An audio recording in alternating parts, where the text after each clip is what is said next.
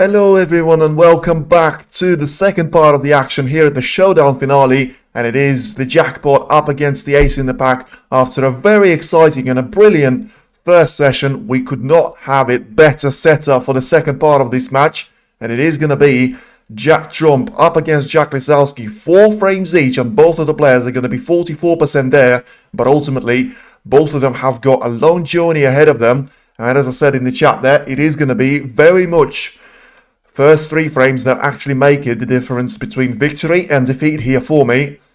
Especially the start now is going to be very important for Jack Lisowski's point of view. He has been trailing and drawing there with Trump ever since that opening frame. Minor advantage there to himself. And now it is going to be his break-off shot to start off. And ultimately doing that a lot better than he's managed in frame number 3. As he gets the cue ball in behind the green this time around. So, Trump of United Kingdom, of Tom Cruise of United Kingdom. Well, you could say that, and certainly one of the players is looking for the 31st ranking title, and one of them is looking for the maiden. I think you can figure out which one's which. Of course, if you go through the finals that Jack Lisowski has featured in previously, of course, you'll have to, spend pretty much the majority of the afternoon there looking through all the finals that Trump has been featuring in. But ultimately, it has got a bit downhill for him in the middle part of it, whether it was against Mark Selby at the Scottish Open or it was against Judd Trump at the World Grand Prix, taking those two as the main ones. So now it's Lisowski that will have a nice little chance to have an opener here. He'll send the cue ball in towards the red for the right corner, but ultimately it's not a good start there for him. And right now, it is going to be a chance given away here to Judd Trump, and also 4 points given away as he flukes and pots the cue ball there in towards the green pocket. So let's see if Trump is going to have that red available in towards the left middle. As having a good look to see if it's worth taking on the plant there in towards the right corner. But ultimately, just like it was in frame of 1, it is Judd Trump that has been getting all of the first chances here. Has to make sure that the cue ball is going to be inside the D, which, of course, the referee of the match, Rob Spencer, will be keeping an eye out as well. And has a little look once again at that plan, so obviously doesn't want to go for the red in towards the left middle, but ultimately, if he makes the plan stick, still has to make a long way for the cue ball to try and make sure he's going to get himself on the collar here. So send the plant and hope it sticks was the plan, and it certainly has worked out for him if the cue ball is just going to pull up there for the blue. And a perfect start here for Judd Trump. He's going to mean that he's once again on top of the pile here and trying to have another break that is going to put him ahead here of another frame advantage here over Jack Lisowski. And as I say, I did say the first 3 frames are going to be very critical here, but also going to be very critical for Jack Lisowski, because even if he goes 7-4 up, I still think he can struggle there. He was massively down there against Selby at the Scottish Open. It was 7-2 down, in fact. He's managed to get it back to 7-6 at that time, but ultimately still lost out 10-7. 9-6, I should say. And in the end, as you've got Trump started off really nicely here. Well, Trump let his best friend win well. I don't think they're going to be friends now. It's going to be gloves are off, and we're not friends anymore until this match is over. They may take the same plane to China to play in the International Championship, but I don't think they're going to be friends after this match, because whoever loses is going to be very much disappointed in himself. And I don't think there's going to be any let-offs here by friends or relatives. It's not going to be the cousins affair that we've had in sort of tennis, Masters 1000 a couple of weeks ago, and he had literally cousins there of Riddicknech and Bachelot facing off against each other. Those two are going to be close friends, but they're going to be fierceful rivals right now, as Trump rolls the red in towards the left corner, gets himself 17 points clear. And if you go through the stats, they're very much equal numbers there. 87% of the safety for each of the two. 85% of pot success, though, for Judd Trump. 84% for Jack Lisowski. So still pretty weak in that regard. As you can see on your screen, highest break of 112 there by Lisowski is the only century that we've seen so far. And Trump has managed to counter that with a break in the second frame of 97 points. Once again, just having a look to see which red he's going to try and go for in towards the right corner.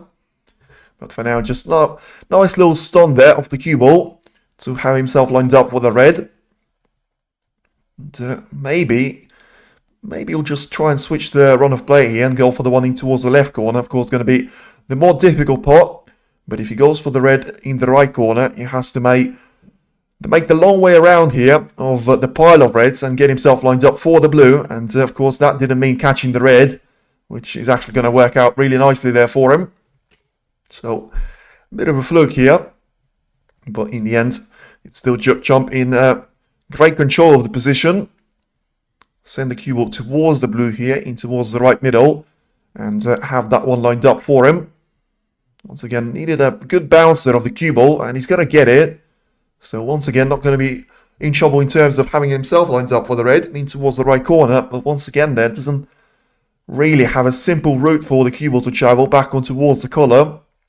As he goes 28 points clear. So just having a look to see if the black is going to be playable. Obviously, not is the answer. And he actually decides to go for the red, which is going to be more difficult of a cut. Managed to make it stick.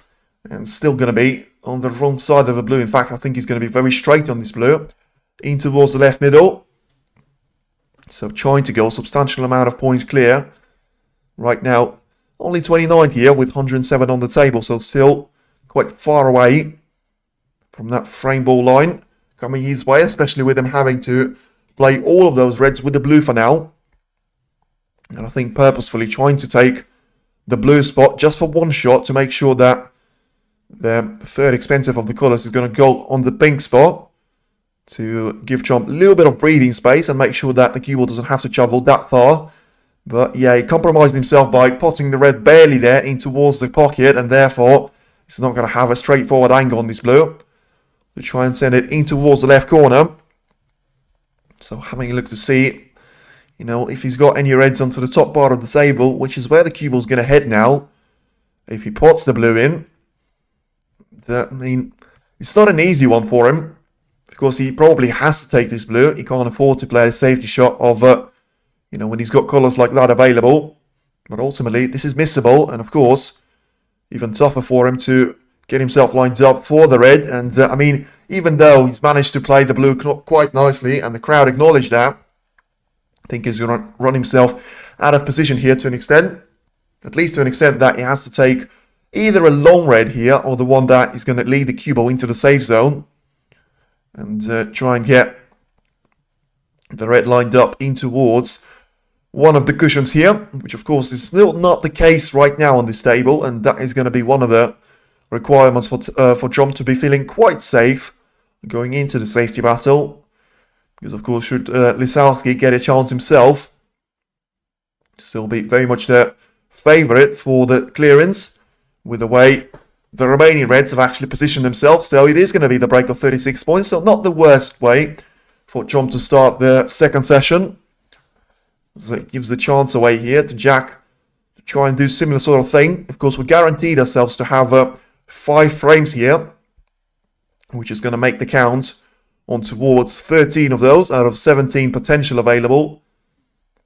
If we are going to go the distance, just like we did in the opening Home Nation Series event at the English Open featuring Mark Allen and Judd there. And of course that one had a massive comeback overturn by Judd, which in the end didn't mean too much to him because he still managed to lose out on that decider clash with Allen. And so Lisowski here, I don't think once again there will be too happy with himself. I mean, he obviously committed to send the cue ball down the table, but I mean, he's done it in a way that he's going to leave the red available here to Trump in towards the right middle, which not necessarily too convinced it was actually the right shot for him to go for. Because even though it might force Trump into an error, I still think if he gets down and hits the shot cleanly, he's got a great chance of actually making this in. But Trump may actually have other plans here. And I think he's just going to... Wow, I mean, he's going to go for the red in towards the right corner. Certainly didn't see that one coming. But in the end, the result is going to be perfect there for Judd Trump. Because he's going to get himself lined up on either yellow or green here. In towards the right middle or the green pocket itself. They seem to go for a straightforward option of having the green in towards its own pocket and sending the cue ball down the table. And in the end, is he going to be positioned nicely here for the Reds? I mean, he's got to get one anyway in towards the right middle. And I think anything other than that is going to be a bonus there to him. You have a look to see if he's got a couple of those available in towards the right corner. And I mean, once again there, catching the jaw quite frequently there, but still managing to get those Reds in. Going to be the most important part of the break, of course. As now gets the second chance straight away there after another misjudgment from Lisowski. Of course, I thought he's left him a red in towards the right middle, and ultimately Trump didn't even have to go for that shot, and he's managed to cut the red in towards the right corner to get himself a chance, and a second chance to close off the frame and make sure he's going to be once again leading the pack here, just like he was on 4 previous occasions. So once again, getting himself lined up for this blue. And into the left corner it will go. 75 points still on the table, so one more red and colour combination. It should get Trump to touching distance there with to the frame ball. Now 56 points clear with this blue. So the red and a colour combination might actually need one more red there to himself with another colour there to play. But right now he's going to threatening to go 62 points clear when this blue disappears in towards the right middle. Once again there, I don't think he's played any other colour apart from the green to start off this break. So very much has been a little bit of a blue maximum there for him. And it's going to be the maximum that he's going to be converted into a frame win here, of course. So 63 points is the way for him to go ahead now after this red with only 59 on the table. It's a brilliant shot there and brilliant start there for Trump. You know, he's managed to avoid the early disappointment of a scrappy battle with Jack Lisowski, which of course the man from Gloucestershire managed to take on in the opening frame. And it's now going to be a gap of 68 points here in favour of Judd Trump as he makes his way in towards a nice little lead there of his own. Still yet to see any of the players to go 2 frames clear there. Of course, would have been impossible for Jack to do with his only frame advantage being the one at the opening frame. But ever since, you know, when it was 2-1, 3-2, 4-3, and now 5-4 it's going to be for Judd Trump, he still didn't manage to make it sort of 2 frame advantage to his name. And so he's going to roll the black in, to be fair, in towards the left corner with a brilliant shot. So still keeps on hopes for another great break going. Of course, it's not going to be the one that is going to be the highest for Trump in this match, with that one being 97 points. Can't get anywhere near that. And he's going to end this break on the value of 42 points in the end. A very quick frame to get us underway. And ultimately, just like it was in the majority of the opening session, it is Judd Trump now being slightly on top here of this battle. And it's now Trump 5, Lisowski 4, going into frame number 10. So very much quick action there from the 2 players. And you know, still providing us with great entertainment in terms of very few mistakes being made once again here by Trump. He's managed to pick up exactly where he left off in the first session, where, you know, if any player was still making mistakes, he was marginally Jack himself, you know, still that decision for him, of course, to call a push shot on himself and a foul to the referee. Which, to be fair, at that time, both me and commentators thought that he caught the red with his cue. But when you watch on the replay, you can clearly see that the shot and the foul that he was referring to was him either hitting the cue ball twice or just putting it through the cue there. Who cares who wins? The winners are those watch. Well, I mean, for a neutral like me, I mean, I just want this match to go as far away as possible, to be honest with you. I mean, ultimately, I want probably Jack to win like 51 by 49% simply because I know that it's going to mean a lot more to him than it is going to be to Trump because it's the maiden ranking event title. But ultimately, you know, if it's going to be Trump, fair play. And if it's going to be Jack, well done. Congratulations. Hopefully that is not going to be your last title. But as I say, I think it's going to be a challenge there for him because remember, you had this situation with, I think it was Trump actually in the World Grand Prix.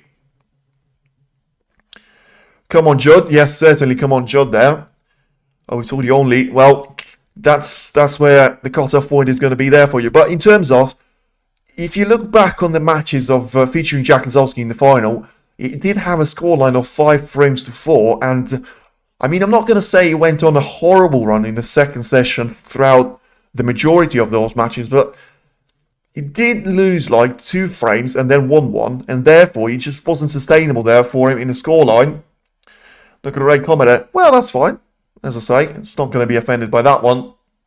And yet, I will mention this one though, and yet you're still sticking around. So that maybe will say something. Anyway, let's get the 10th frame underway. As Chomp is going to try and break off here. And doing that once again from the right-hand side of the table. So doing a little bit of a mix-up of a play. Once again, nice little break off by him.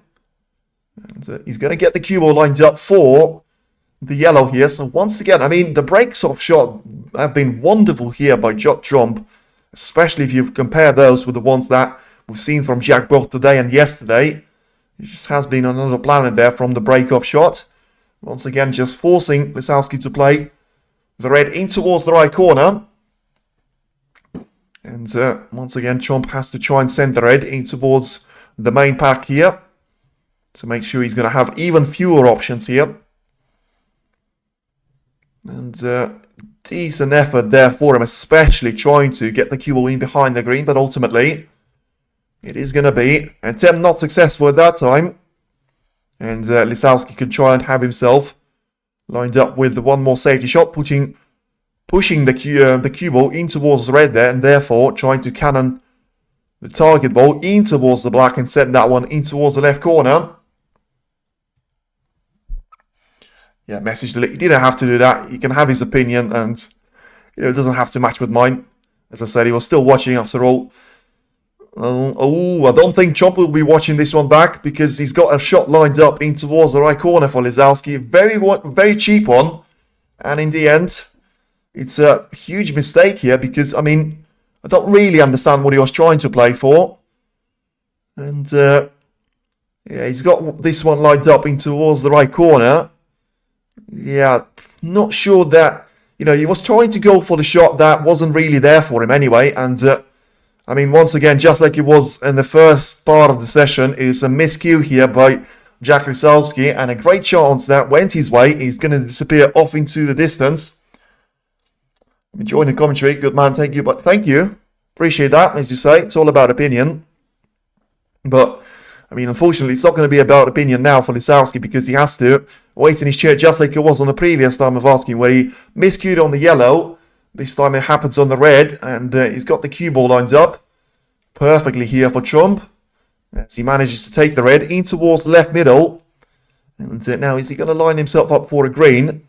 I mean, he's not going to refuse a shot like that, even though the cue ball has landed very close on towards the bulk line. And have the cue ball travel in towards the red. But once again, what a way for him to actually have himself lined up on the next red. I mean, basically, you travel the cue ball a couple of centimeters lower on the table, and he's not going to be on anything, but instead, he's going to have himself a nice little variety of shots to play. So to take this red in towards the left corner now. Once again, compromised by the fact slightly that the black is currently out of the zone and out of position. As you can have these blue taken in towards the left middle now by Chomp. So, I mean, once again there, just picking off where he left off. And this is what I mean about the first 3 frames being so crucial there. Especially if Lisowski loses at least 2 of them. He just keeps him on the back foot, which he has been on the receiving end of for the majority of the opening session. And rolls the red in towards the left corner there for himself. But is he going to be on the red now? As he played the blue really nicely there for himself. But still, cannon the cue ball in towards the red with a lot of traction, a lot of power. In the end, he's going to have himself lined up on this shot in towards the left corner. 3 hour, by the way, is the official match time of play. So certainly plenty of action if you talk about the opening 9 frames. Still being very much around 22 minutes for the average frame time. And, well, I mean, Chomp can go for this red in towards the left corner, but it's going to be dead on the cushion. The cue ball is going to be quite far away from it, and I mean, if you take it with a rest shot, I mean, it's a recipe for disaster there, unless you Judd Chomp really. But it hasn't been too great with the rest throughout this tournament. See if he's going to be able to turn it around. Yes, he can. Is he going to be able to get himself on the colour, though? I mean, that's going to be a bit more of a struggle. He's got the blue in towards the right middle, but ultimately, he's still not going to be quite as favourable with an angle there as he might have been. So, yeah, he's just having a look to see if this blue is going to be possible there in towards the right middle. Don't think it's going to be the case there for him, so maybe a safety shot there, but I mean, I say a safety shot, it hasn't really been an option previously for Chomp. And what he's going to try and do, he's going to try for the black though, in towards the middle, and had to avoid the kiss on the brown. But ultimately, he's still going to be fine here in terms of actually having himself a red to play. Of course, couldn't go for the blue, but could go for the black with a brilliant shot in towards the right middle. And now we'll have the black ball sent in towards his own spot. Ultimately, that's not going to be a massive advantage there for him. Yes, he's got that one covered up by a couple of reds. And let's see if he's going to be able to get the cue ball pushed through the little gap if he manages to find it. We'll just have to brute force it and try and wait through the power. Of course, he doesn't have to do it. He'll find the perfect way around all the mess there and get himself lined up perfectly on this blue. I mean, this shot is going to be highly underestimated there with, you know, how difficult it actually was for him to find that perfect line on the red and actually get the cue ball back up the table to go 19 points clear and still remain to be on this break. See, you're trying to roll the blue in towards the right middle and get himself lined up for another shot of the red. But ultimately, I mean, just like he was for the majority of the break, he still hasn't had a perfect control here of the cue ball.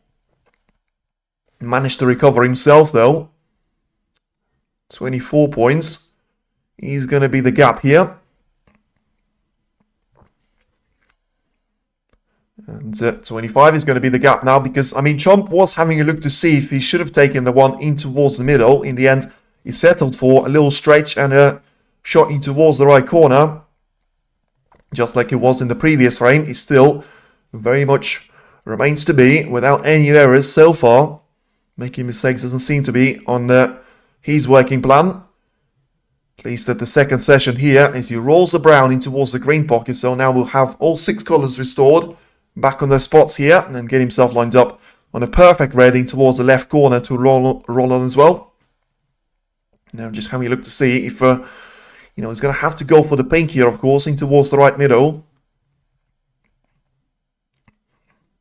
Going to be the only realistic shot there for him to try and go for because, I mean, he can try and play for the black here if it's available in towards the left corner. But, I mean, Chomp has actually played for the black.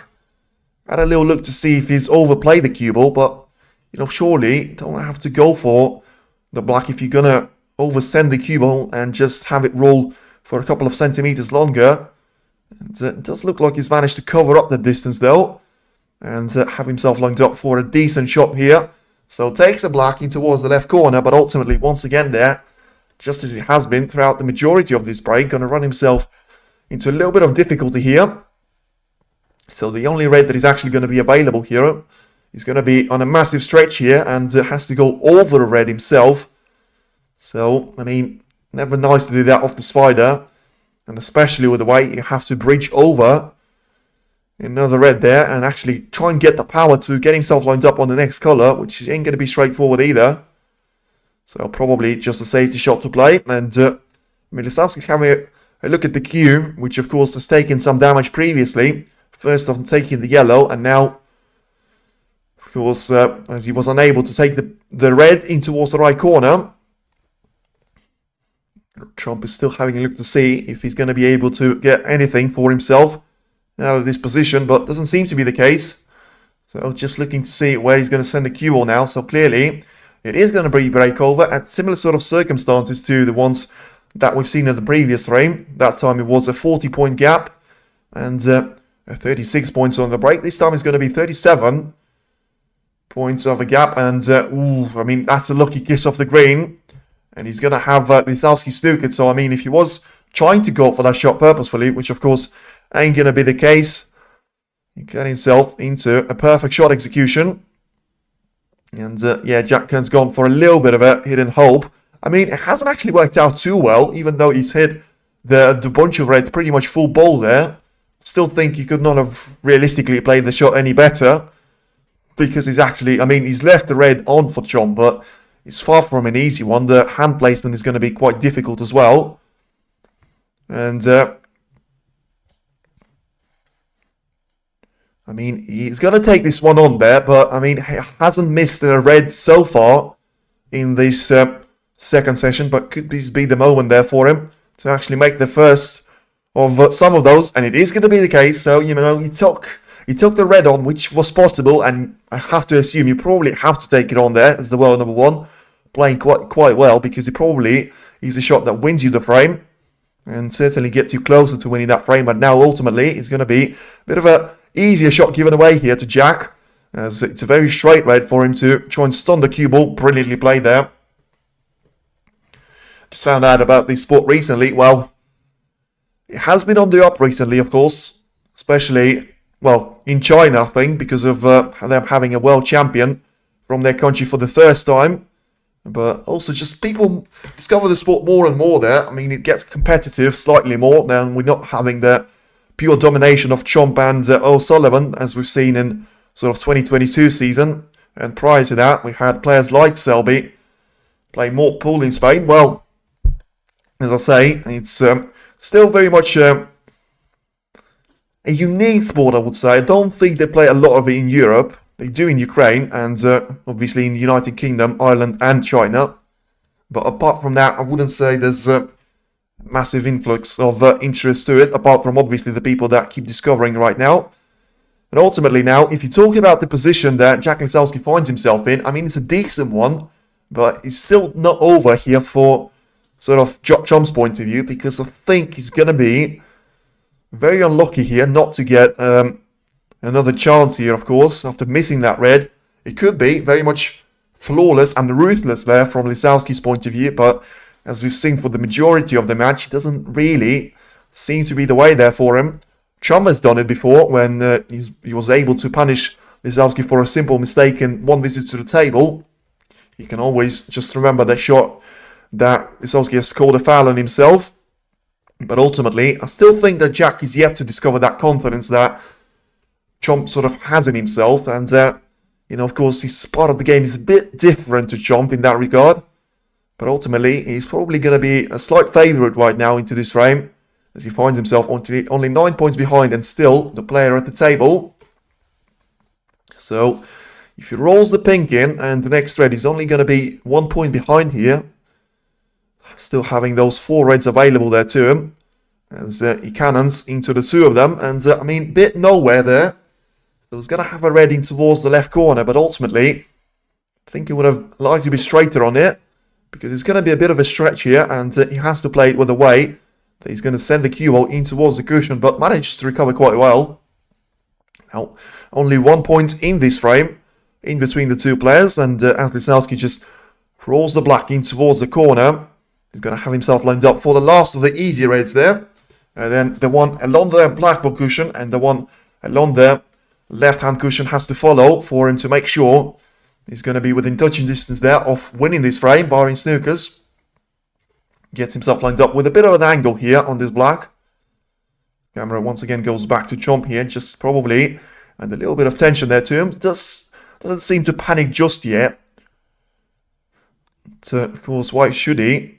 He is the world number one. He's been in this stage before, and he doesn't have to worry about it just yet. But a brilliant shot there by Lisowski. Well, I mean, for him to be worried about this frame, he may have to start doing that a bit more, because one of those problems has been resolved by Jack brilliantly. But the problem is, he's got one more, which is going to be the more difficult to solve, because it's the one aliside the left-hand cushion, which, I mean, if you're going to play for this shot, is going to be a massive risk there for him, which is why Lisowski tried to cannon the cue ball in towards the red to make sure he's going to be available for him in towards the middle. I mean, is he going to try and go for the wildcard double? Not at the second session, my friend. And he's going to go for a straightforward safety shot there, trying to get the cue ball lined up with the blue in the middle. And in between the cue ball and the target red there.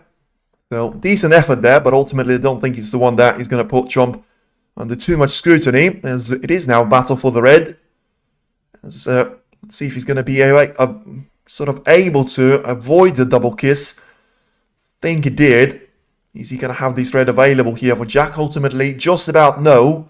So doing enough there to make sure he's going to get past the bulk line. And have brown and yellow as the cover option. For Lisowski not to be able to play that shot in towards either green or yellow pocket. And once again there, just like he was on the previous time of asking, Lisowski just trying to put that red towards the spine and have the blue in the way of the cue ball.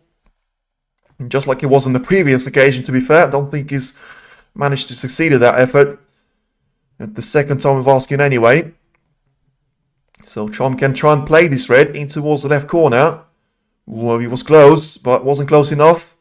Where's the cue ball going to finish? He's going to finish safe there, but just about how safe? Is he going to be in behind the brown? Don't think so. Think Jack is going to be able to at least swerve around it. I mean, he's having a good look at this one, which probably indicates that it's a lot closer than I think.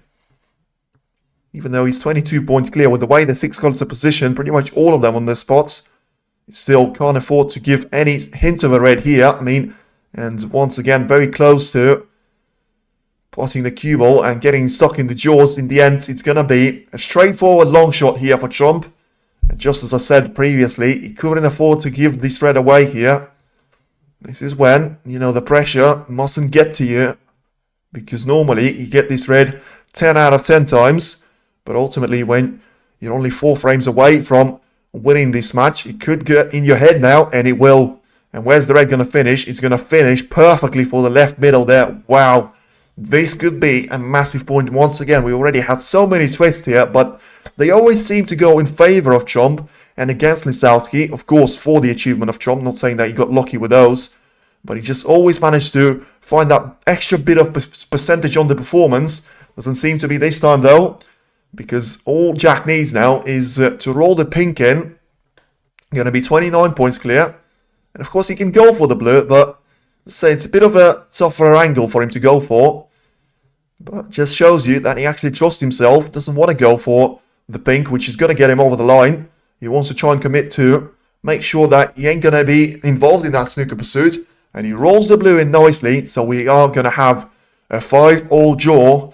And still nothing to separate the two players. I mean, Lisowski playing catch-up, but so far he's been playing a brilliant catch-up now. And as I say, first real signs of pressure getting to Judd in this match. Don't think he can explain that missing towards the right corner with any other way there. As I say, in practice, in the semi-final, at the quarter-final stage, he makes that red 10 times out of 10 there, but not that time of asking. And Lisowski just there, a little bit of playing time there for him. And once again, just like it was in the previous 4 occasions when Trump was leading 2-1, 3-2, 4-3, and now 5-4, he's going to get himself a frame on the board. And I mean, there's a sequence there that you can actually spot here. And ultimately, it is going to be a break of 21 points to get himself lined up for a frame win here. And ultimately, well, I mean, still nothing to separate the two players. As I said, the first 3 frames are going to be massive. And of course, task number 1 for Jack especially was not to lose all of those 3 frames.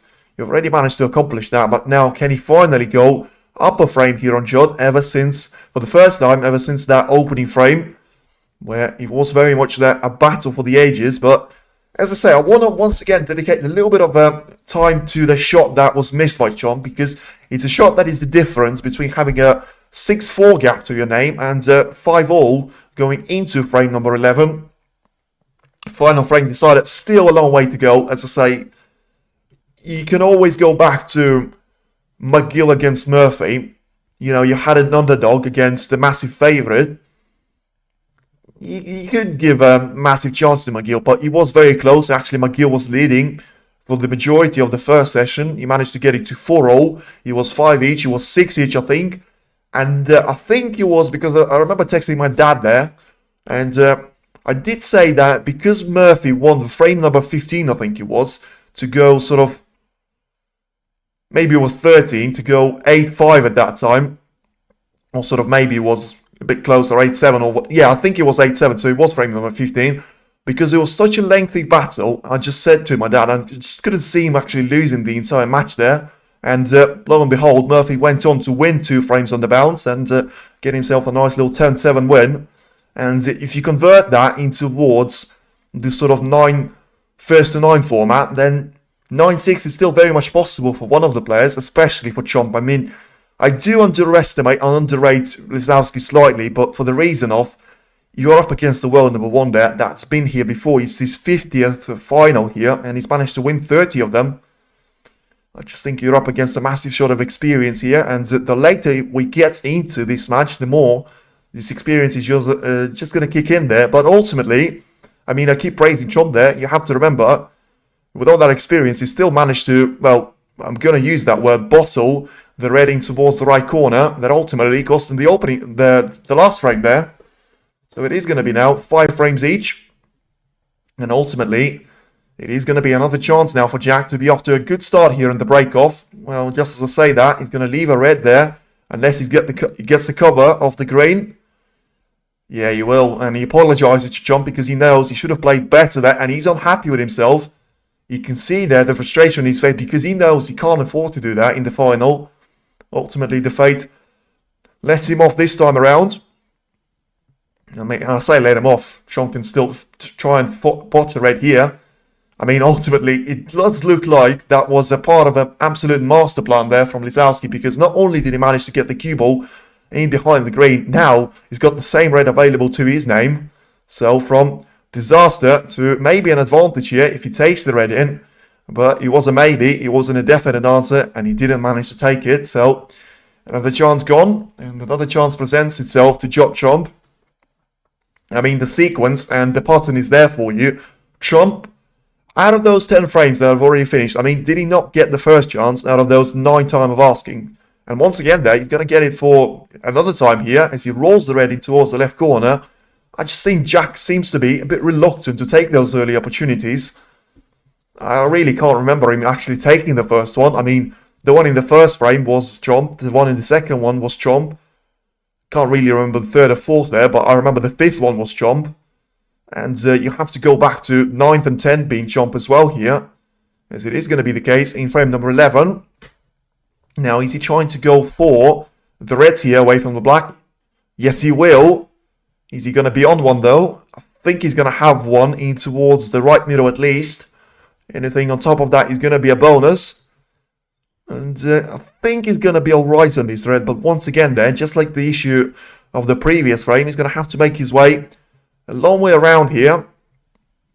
Get himself lined up on the black in towards the left corner. Don't think there's going to be a way for him to actually land on the sort of blue here.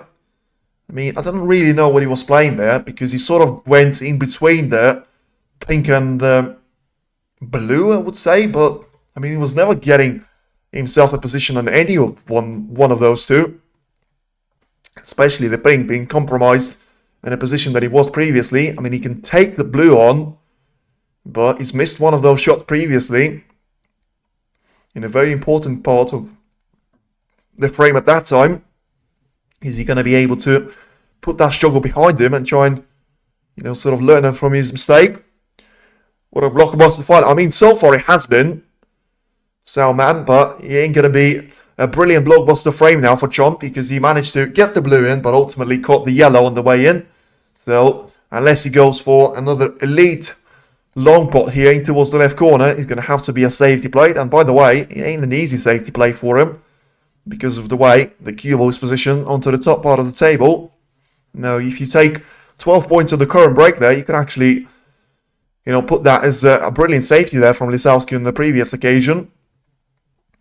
But, of course, he all came from an early chance given away there from Jack himself.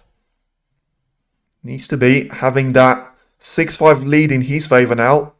Because, as I say, that part of both against Selby and, you know, sort of Robertson and Chomp previously, you know, when he wasn't dominated for the final and he took it to a respective scoreline, he did fade away in that second session. And although it wasn't by a huge margin in any of those times, I mean, especially in the second session, but he was just losing the frames on the basis of you'll lose 2 and you'll win 1.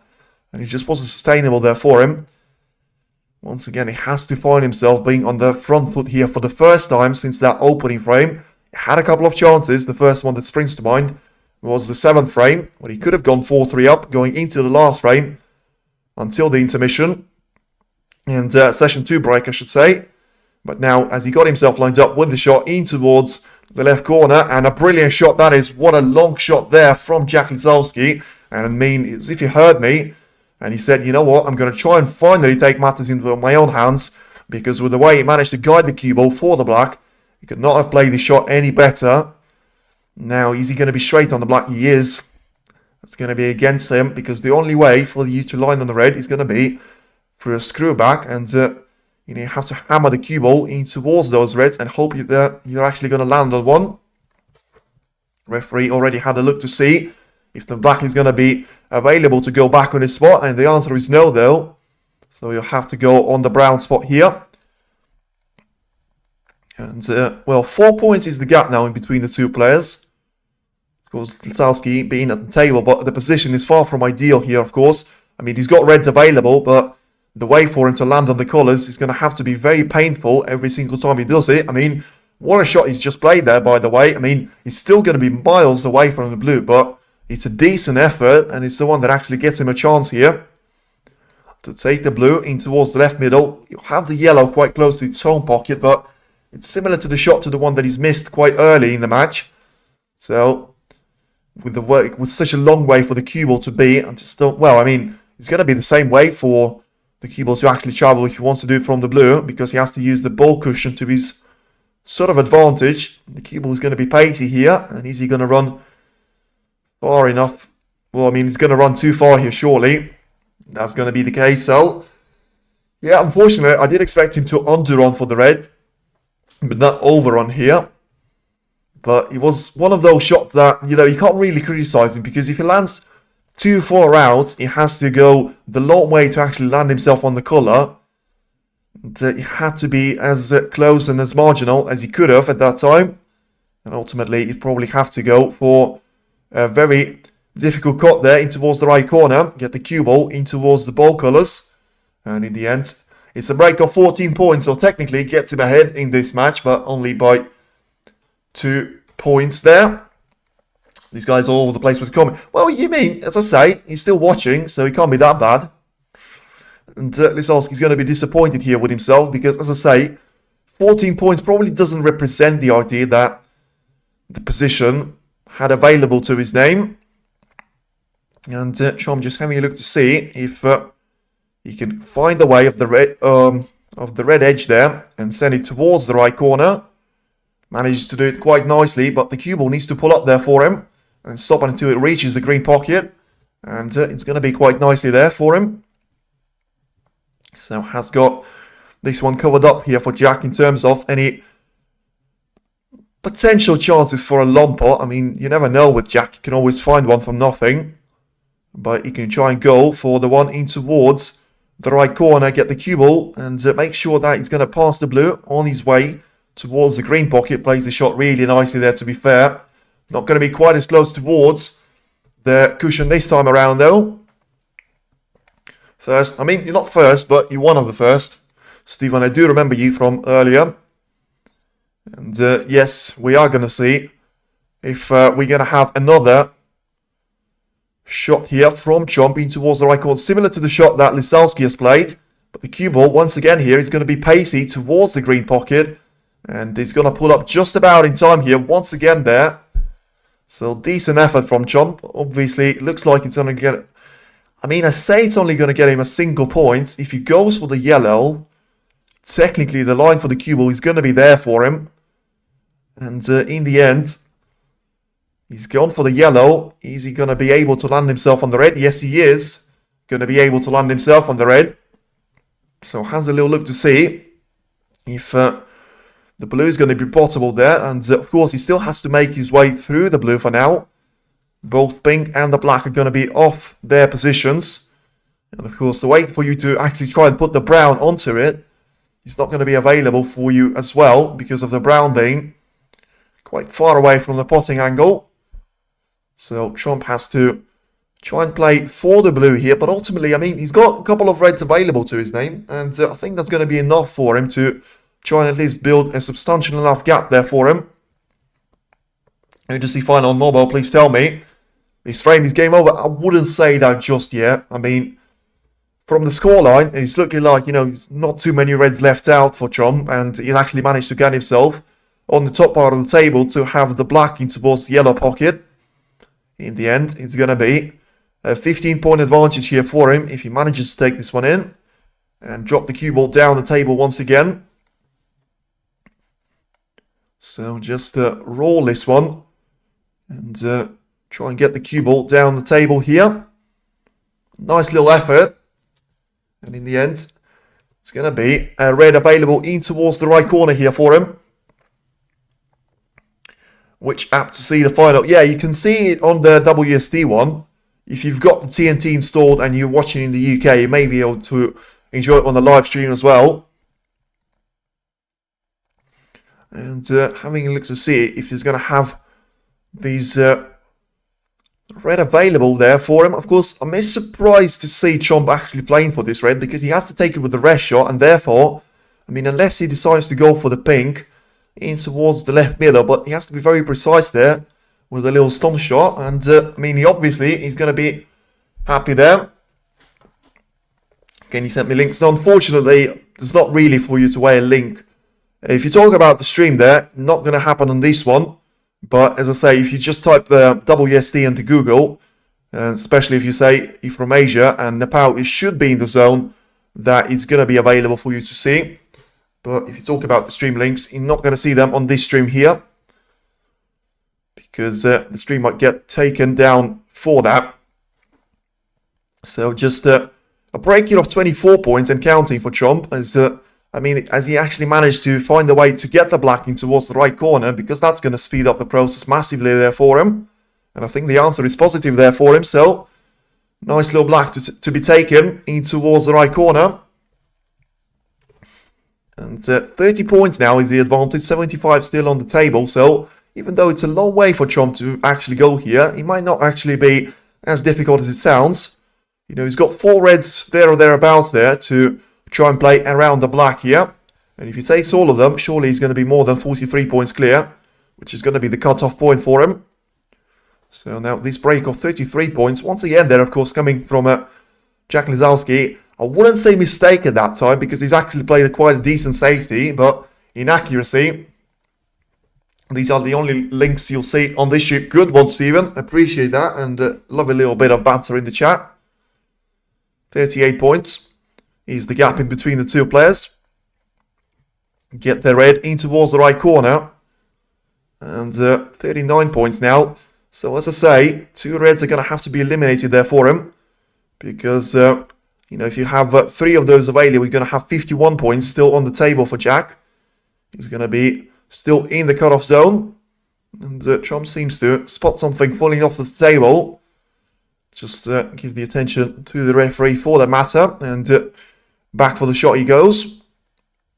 Of course, we get to see a first brilliant break here after the opening frame mayhem there from Chomp. And, a bit surprised here to see him line up for the shot in towards the right corner. Because he's going to have to be a plant here. Even though the red's quite close to the pocket, there is some sort of distance in between the two of them. But, as I always say, Chomp's no better than I do. And as he now goes, 47 points clear. In fact, my maths has done me a bit dirty there.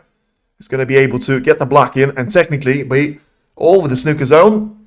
So it's now 54 points clear with only 51 on the table. So once again, Jack still can't catch a break in terms of that sequence of frames has been sublime ever since frame number 1 there.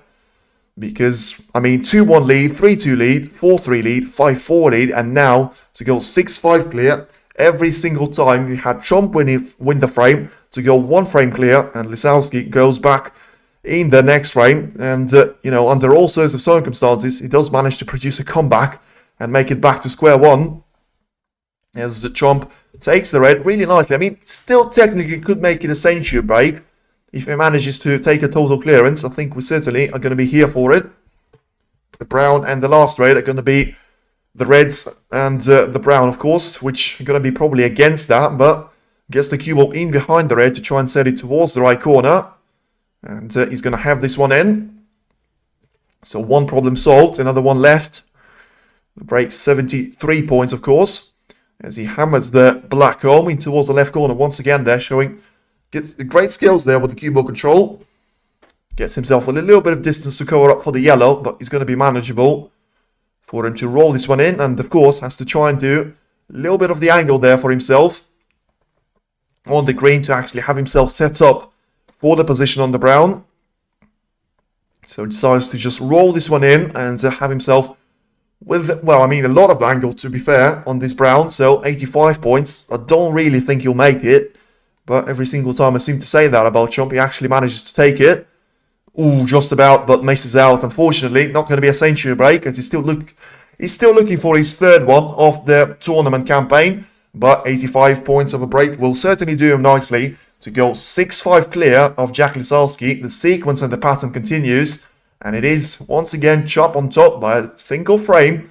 Lisowski has to respond in frame number 12 to make sure he's not going to go 2 frames clear. And as I say, we're entering that danger zone, and we're entering that pressure zone. No signs of pressure onto Chomp in that break. Of course, we've seen signs of it in frame number 10, missing that red of a long shot.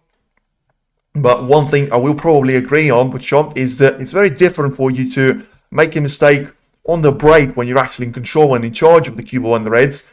And, you know, when it's a little bit of a one-off shot and it's actually the one that makes you either lose or win the frame, it's a bit different pressure for you. But I still think, as I say, if he wins that frame, right now he's gone 7-4 up and not 7-5, 6-5.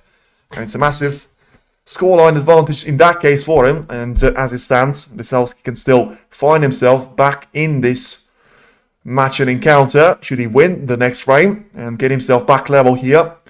For now, Chomp still has that nice little frame advantage and frame cushion to his name to make sure he's going to remain on the charge, but only for the foreseeable future. As I say, we've guaranteed ourselves 14 frames to be witnessed out of the potential 17. And, of course, that number is going to depend on the frames that, at the moment, Jack Lisowski is going to win, because he's the one that actually finds himself chasing the title here. And, by the way, very close in the poll there, 52% of you think that Judd is going to be victorious. 48% think it's going to be Jack Lisowski. I think it's going to be the one that wins, to be honest with you, because, as I say, my prediction, and I'm going to stick by it, 9-7 to Chomp. I just think the later stages of this match is going to be difficult for Lisowski to make his way through.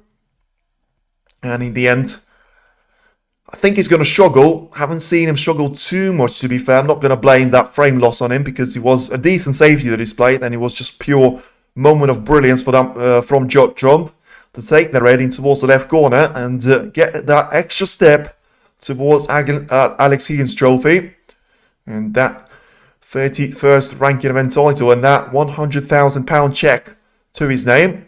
Let's see if he's going to take the cue ball on towards the right hand side of the table. Yes, he will. So once again, the break-off shot that we've seen Jack Lisowski struggle with, and of course that has been the starter of the previous frame. You know, Lisowski had a chance of himself having the shot that he's misplaced previously under weird circumstances. As I say, getting the green in the way of Chomp's vision at time, and Chomp wasn't able to do the same thing for him. Lisowski was left a chance in towards the left middle, couldn't take it, and that started the first of 2 attempts there for Chomp to get himself a nice little frame cushion, which he did manage to get at the end of things anyway. Once again, a bit of an inaccurate safety shot here from Jack, and has to give the turn back to Judd here. It goes down very quickly for the shot, so signs of confidence and signs of, I was going to say brilliance, but then he underrun himself slightly for the black here, so I'm going to hold that statement just yet, and I'm going to say signs of brilliance. If he makes the black in, you know, going to join the winner's caravan here. You're going to send the cue ball into a bit of a nasty area of the reds here, so going to have little control. And I mean, ooh, this cut looks nasty. Seen those missed plenty of occasions, especially if you're going to hammer the cue ball in. I mean, he didn't hammer the cue ball in, and in the end, he's going to have himself compromised on the next thread. But is better than running yourself completely out of position. It's about time Lisowski stopped playing for the leader. I mean, I think if he actually is going to stop it, he's just not going to follow him anymore. And I'm just having that feeling that Chomp is going to run away with it. Never mind. I should have said that after I watched the shot play. And even though Chomp has actually missed it, of course, I'm not going to retract my statement by a single shot there. But he's going to have another chance now, Jack. Because a bit of a reckless shot there from Chomp. He's played that with too much power. In the end, missed it by some margin. I'm not going to have anything available here to Jack apart from the same red in towards the green pocket, or maybe the one in towards the right middle. I mean, what a shot. What a shot that is from Jack Lisowski. I mean, he's gone for the one that I actually didn't expect him to go for. I thought the one in towards the green pocket suits his style more. Bit of aggressive, bit of passion, bit of, personality and a bit of power. In the end, he's gone for a brilliant cut in towards the right middle. I mean, maybe he's not going to stop follow the leader, and maybe this is his perfect plan there, and he's read the script, and the script says follow the leader up until it's going to be 6-all, and then we'll see what happens, because that's going to be on his mindset right now, but still very early to say that. Still needs to continue the form, and rolls another semi-difficult red there in towards the green pocket. Gets himself a point ahead, and of course, remember, we have gone into the first intermission of the mini session with it being 2 frames each. We've gone into the second session with it being 4 frames each. This is going to be an intermission break after this one. And are we going to go 6 frames each once again here? Or is it going to be, finally, for the first time, a gap of 2 frames to one of the players? Of course, it's going to be in Judd Chomp's favour. But I mean, the position that Lisowski got ahead of himself makes me doubt that quite significantly here. 6 points is his advantage. But ultimately, I mean, God knows how many reds he's got ahead of him, 12 or something, because if he pots all of them, certainly can't have Judd Chomp winning this frame, stating the obvious, but he has got a lot of those available.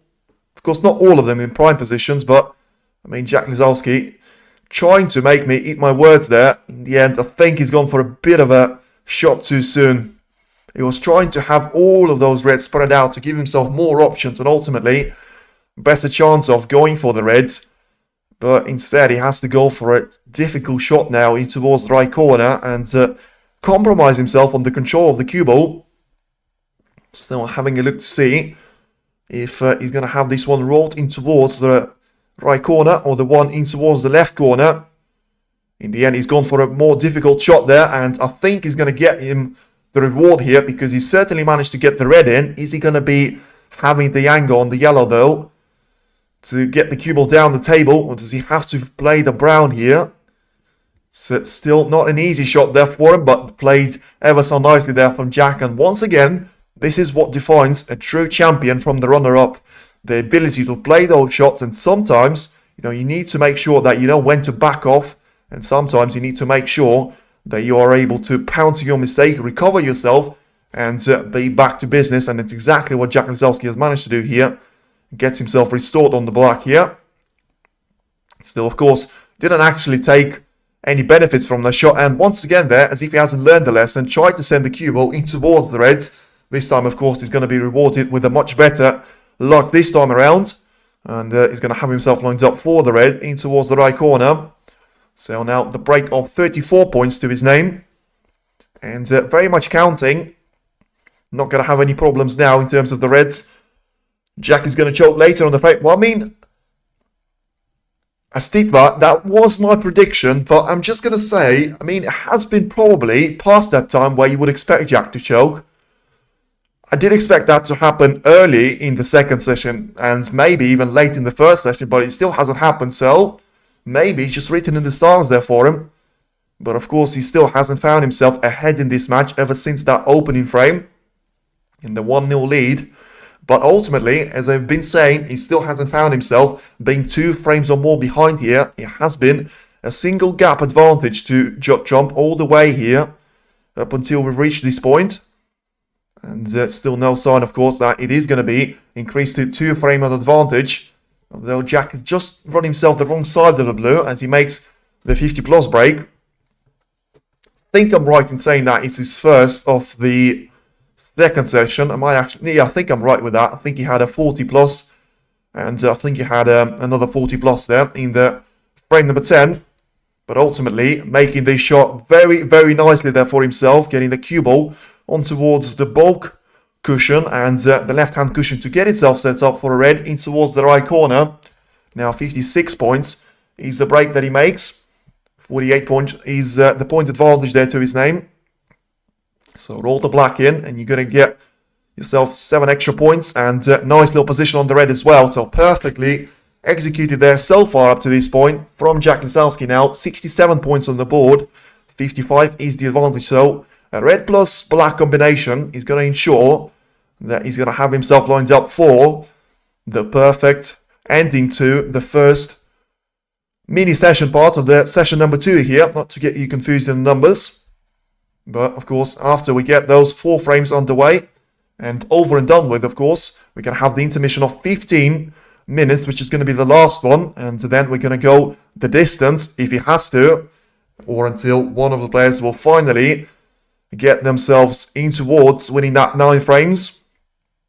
But for now, it has been a script for the neutral that he couldn't actually dreamt about, because Jack Lisowski is going to win another frame to his name, and he's going to make it 6 frames each. He couldn't actually write it, and just a matter of time until he finally manages to break that curse and put himself a frame ahead there. Because, you know, still, Chomp, I don't think we'll mind that too much. No choking in this frame, not at the moment, and still, as I say, very consistent from both players on their second session so far. Exactly where they left off at the sort of late part of the opening session. Managed to get themselves onto some traction, and it was all about which player is going to turn up in a better shape here. So far, there's no answer for that question, and there's no answer on who's going to be the winner here. I mean, if I was doing the odds for these frames, you still couldn't write them. Of course, you've got the pattern, but you haven't got the consistency. And the break of 84 points, it's not quite going to be a century break, but in the end, he's going to do all the damage here. So to respond to the break of 85 points, as I say, nothing to separate the two players. 6 frames each, 84 break, 85 points break. And it's now all to play for, and we turn into first to 3 here. Last 5 frames are going to be played, and let's see if he's going to have, if we're going to require all 4 of them. But until then, we're going to have players to go for a much-deserved intermission break after a brilliant performance put up by all of them in those opening hour of the second session. As I say, all to play for, and we'll be back on the 2023 on the local time. And yeah, I'll speak to you at that time. But for then, enjoy the break, and hopefully the players are going to deliver just as much of the show when we get back to the main action on the table.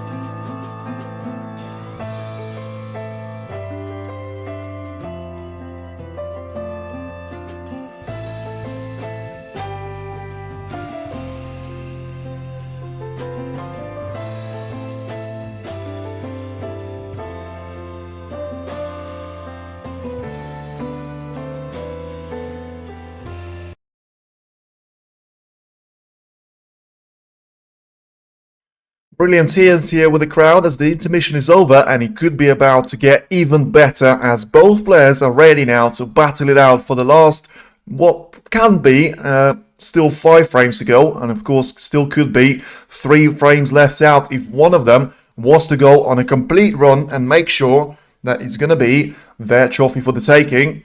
Of course, right now it's still nothing to separate the two players as they just trade breaks of 84 points and 85 points respectively, and it's Jack Lisowski this time around, of course, managing to have a decent enough break there not to give anything away to Judd in towards the left middle this time around, as he plays it quite nicely here in towards the main pack of red. So Chomp now has got a decision to make of whether he takes the red in towards the left corner or he plays the safety shot out of the same red there to him, and he's tried to go for the attacking approach.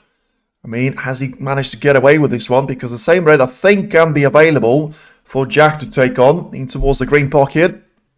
But instead he can try and go for the hand that, you know, was feeding him massively throughout the majority of this campaign and go for a nice little double. And, I mean, he refuses and turns down both of these options. So we're just going to send the cue ball down the table there. Of course, if you talk about the safety play at the start of these frames, we haven't still seen that massively from any one of these two. In the end, could the 13th frame be the one for that action to finally resume? But I think it's just going to be Trump sending the cue ball to the top part of the table and trying to put as much distance as is possible there between the white and one of those reds that Jack can try and go for in towards the right corner.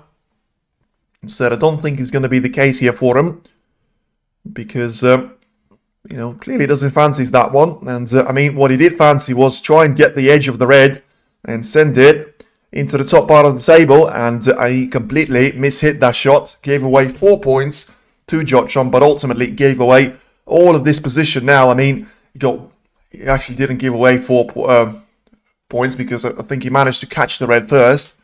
But ultimately, it is going to be a chance given away here to Judd Trump. And it is going to be a single point scored now, but a massive chance gifted here to the world number 1.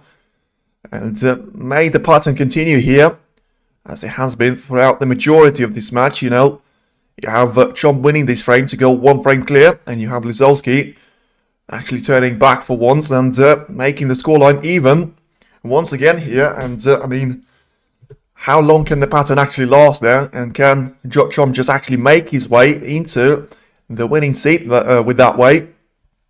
He'll still take that trading off there as soon as he is the victorious player in the decider. But of course, there's still a couple of frames to be won up until that point, with him having a brilliant chance here of the 2 players to actually make this position the one that works for him here. Of course, it's still not the one that we've seen in frames like 10 and 11, I would say, but it certainly is the one that is going to be better than the one in frame number 12, especially earlier on up there, which, of course, after some twists and turns, still came to Jack Lisowski there, and he managed to take that chance at last to make it another 6-all draw here.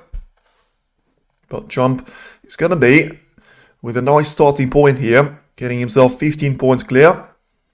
And also having a red to play in towards the right corner. Has to make the way of the cue ball nicely on towards the black.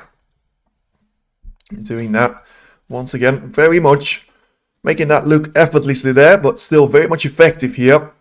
As he's got the black lined up in towards the left corner, and then with a nice little screw back off the cue ball, he can have himself lined up for a shot at the red in towards the left corner for good measure. So just having a look to see if he's going to have any more of those reds available. In fact, it's actually not too straight on here, which means he's going to try and send the cue ball in towards a bunch of reds. I mean, there was a nice little pack of 4 of them, and he managed to get himself at least one of those available in towards the left corner. Of course, far from ideal, but still would expect him to try and take the shot on here. Try and use the other red there as a little backup there for him, to have the cue ball as the extended pass on towards the black. In the end, try to power his way through, which, I mean, he's going to be fine here in terms of playing for the green. But I'm just not sure where he's going to get the next red from, because either he's going to have to hit this shot with mighty force, or he's going to have to settle for the black, which is going to be a really difficult of a cut there for him. So he's having a very close look at the green, so clearly has his eyes on the easier pot here. But, I mean, unless he goes for an absolute deep screw of a shot, then the like that we've seen from Jack Lisowski in his victorious frame against Watchalong there, where he managed to screw the cue ball pretty much the entire length of the table, and he's gone for that, but he's lost control here, and he's going to be putting his head down. And, if he was an ostrich, you may as well put it in the sand there, because that's going to get him the end of a break here. 27 points is going to be the maximum that he achieves, and you can see that he knew that this position was worth more than that. The emotion is starting to just get the better of him here slightly. Of course, still not getting his fist on the table as the likes of, Stephen Maguire, Ronnie O'Sullivan, and some of the other players will do. So rolls the cue ball in towards the top part of the table here, so pushes the pink out of the game. Of course, it's not going to be required for Lisowski at this stage, with Trump only having 27 points to his name as the advantage, but bit cheap there for Lisowski to get away with that massive mistake earlier, getting the slight edge off the red previously, and getting himself lined up for the shot in towards the left corner this time around. I mean, he can try and send the pink back into play and have that as a stoppage for the red. Nice little handbrake there for him. Or he can try and play that one full in the face here, get the cue ball lined up on towards the black ball cushion. I mean, in terms of the cue ball perspective, he played the shot probably to the best extent that he could.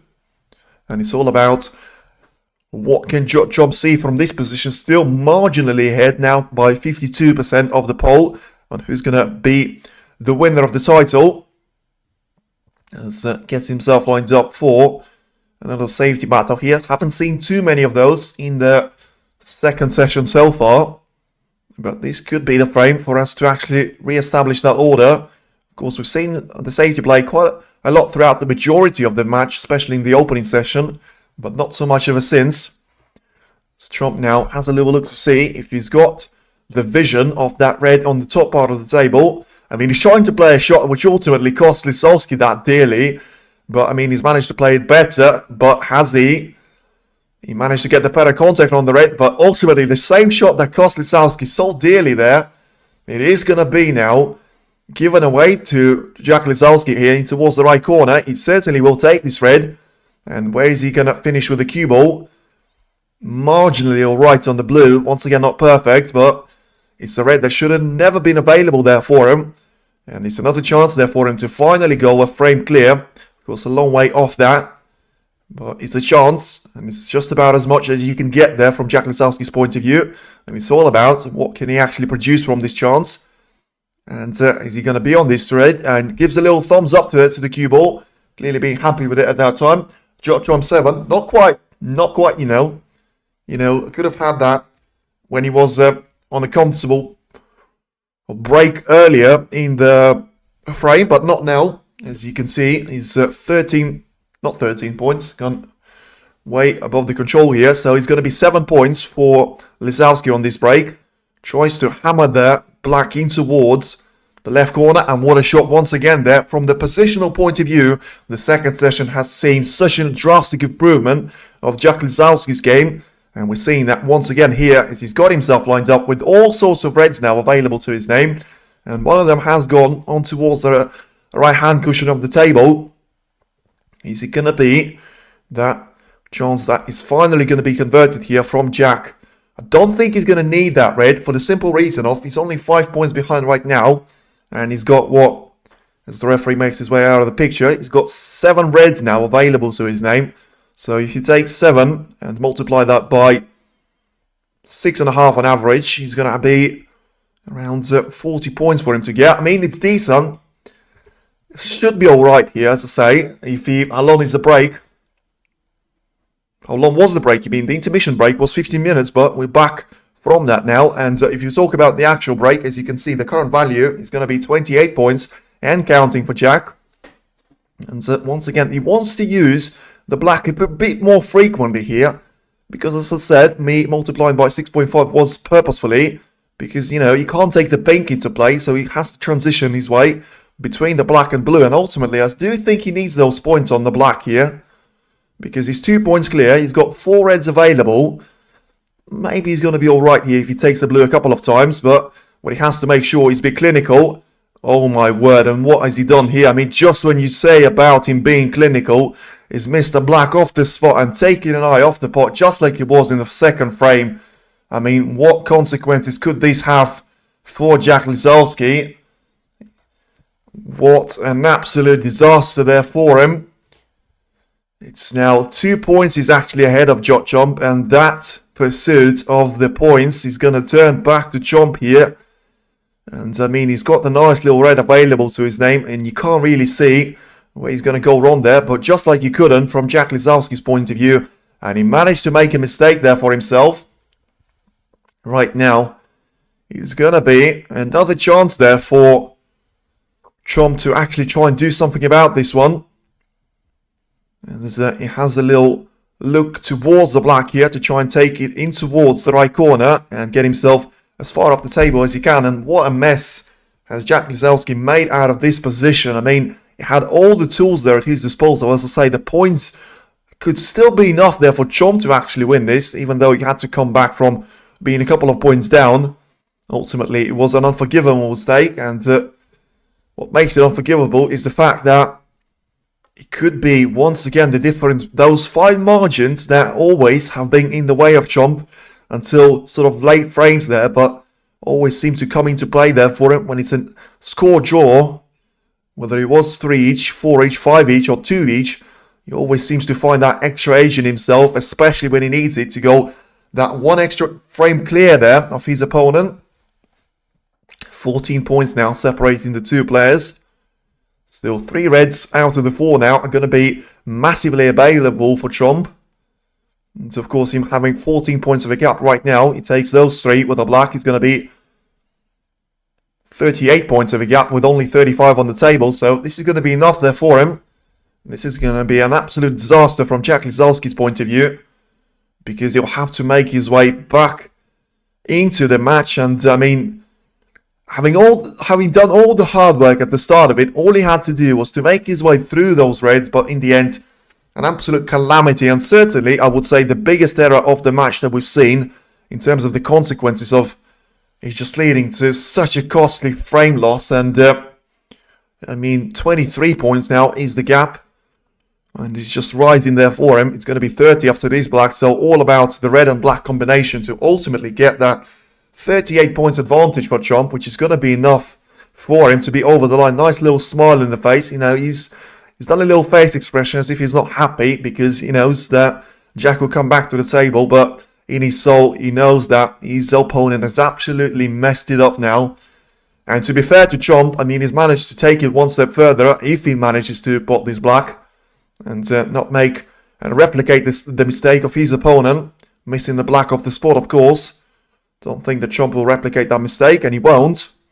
As hammers the black home. Now he's setting himself up for a nice little double. Of course, he can afford to do that now, and in potting the red will ensure that Jack Lisowski will have to stay in his seat until frame number 14.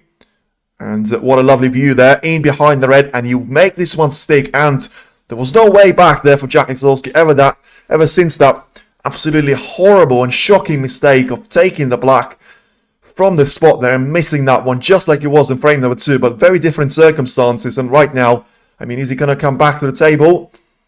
39 points is the gap, 27 on the table. He may as well, but 3 snookers, you're not really going to get without the free ball. He will come back, understandably. You'll feel like very much hard done here, but only has himself to blame. No one has actually asked him to miss that red on towards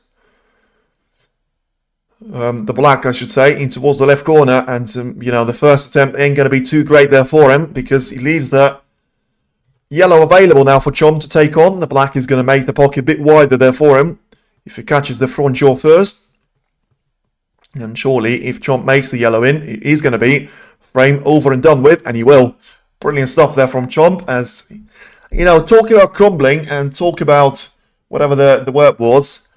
Yeah, it's going to hurt. This is going to hurt now. I don't know how, but he has to make sure that he's going to try and deal with it later on when he tries to watch this match back there.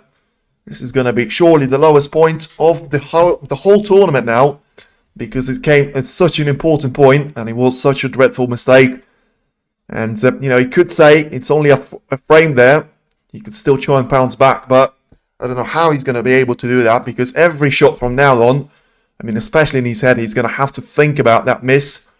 I mean, if he gets it out of his head, fine, and well done to him, but I don't really believe that he's going to be able to do that, and you have to pounce on the mistakes of the world number 1 when there are those. I don't think there's going to be too many of those freebies there given away to Jack later on in the match, as we reach very much the end game point, and Chom seems to be enjoying himself playing the pink off the black and playing the black off the cushion, as he makes a clearance of 27 points to ultimately get himself a win in a very important frame. And, you know, when I mentioned that frame of 8-7 from Sean Murphy to go clear of Anthony McGill at the British Open, I think this could be exactly a repetition of that, because 7-6 the next frame becomes absolutely massive, because if Chomp wins it, there's no way back for Jack from my point of view, not after that error. He's just not going to be able to put himself back together. I mean, I hope to be wrong on this one, but I'm waiting. I'm very much awaiting now this 14th frame, because it's going to be the biggest one that he'll have to play pretty much in his life now. I don't think it's an understatement, with him still looking for that maiden ranking event title, and his hopes have taken a massive blow there. You know, I'll keep going on about that mistake, but ultimately, if you try and look forward, I mean, it's going to be Chomp's break-off. No, it's going to be Lisowski's break-off now, I think. And, yeah, he needs to sort that one out. He needs to make sure he's not going to leave a red over the right middle there for his opponent. But also, he has to be careful. I just think the first chance that goes his way, he has to refuse that one for the simple pressure thing. And try and get his head in the game, get his head in the frame there. Try and overanalyze things to an extent then. Maybe try and play a safety shot that extra time there. And one thing that I wouldn't recommend him to try and do is to go for every chance that goes his way, because his confidence is going to be on the floor now, and his momentum on the game is going to be on the floor as well, because he's just spent the majority of that frame having sat in his chair thinking about what he's just done to himself. And the first couple of shots are going to be massive now for him. And, you know, if you're Jack Lisowski fan, you better make sure they go his way, because if they're not, as I said, this could be the turning point, if there ever has been one. Very much the one, like I said, you could see the analogy there with McGill's mistakes in frame number 15. For Shaun Murphy to go 8-7 clear, ultimately managed to win that match by 10 frames to 7. Is Chomp going to be able to do the same thing and finally break that pattern of a player winning a single frame there to the name? And Chomp is going to be able to be only 2 frames away from clinching that Alex Higgins trophy. As nice little work by the cameraman there. Zooming in on one of the fans wearing the t-shirt. And I didn't do my maths wrong. So 14th break is going to be taken by Chomp here. And, as I say, first couple of shots are going to be absolutely key for Lisowski. And we probably enter the zone where we have to do it from a single break. Chomp wasn't able to do that. But good news for him, he still managed to win the frame. This is an absolute tempter now for Lisowski. I mean, if he makes this one in, and he probably will go for it, it's probably going to be all forgiven there for him. But this is what I was talking about. He has to take that extra care, and I actually applaud him for taking the safe shot. I think it could have been a little bit of a bait shot there from Chomp, because he knows that he's very keen to go for those shots. He can't really judge it off the break off, but I think he would have been quite, sort of smiling in his soul there as he's left that red, because he was missable. In the end, I think Jack made a very wise decision there to refuse that one. And let's see what's going to follow now. As I say, he needs to get his head in the game and forget about what happened. And what's in the past is in the past, and now you move forward.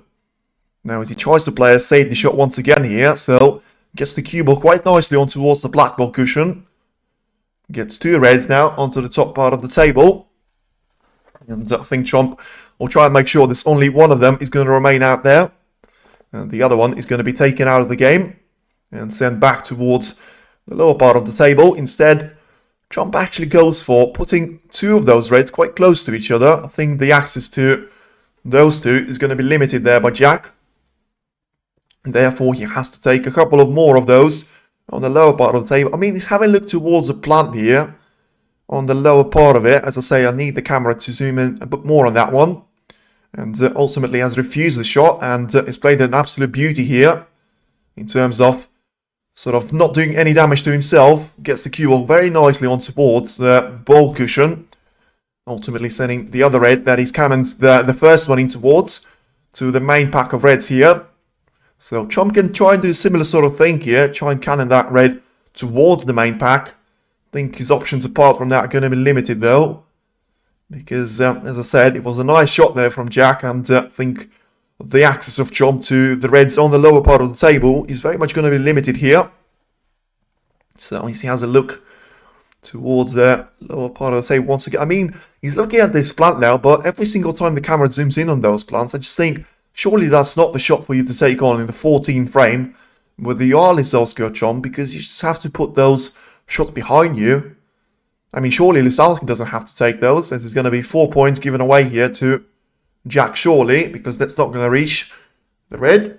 And yes, indeed, that is the case. So 4 points for Jack here, and he may actually take the position from here, because he's going to allow him to have full control of the cue ball, with very slim chances of Chomp making the same mistake twice here. I mean, is he going to get it close towards the pocket? He will.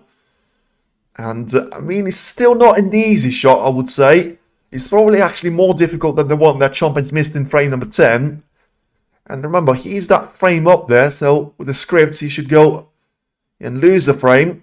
But is he going to turn the script on his head now? Not this shot, because he's going to miss a red. And what's he's going to give away to Jack here? If anything, really. Is this red going to be available here? I think it is. So maybe the script is actually going to be real. And back to Jack the turn goes.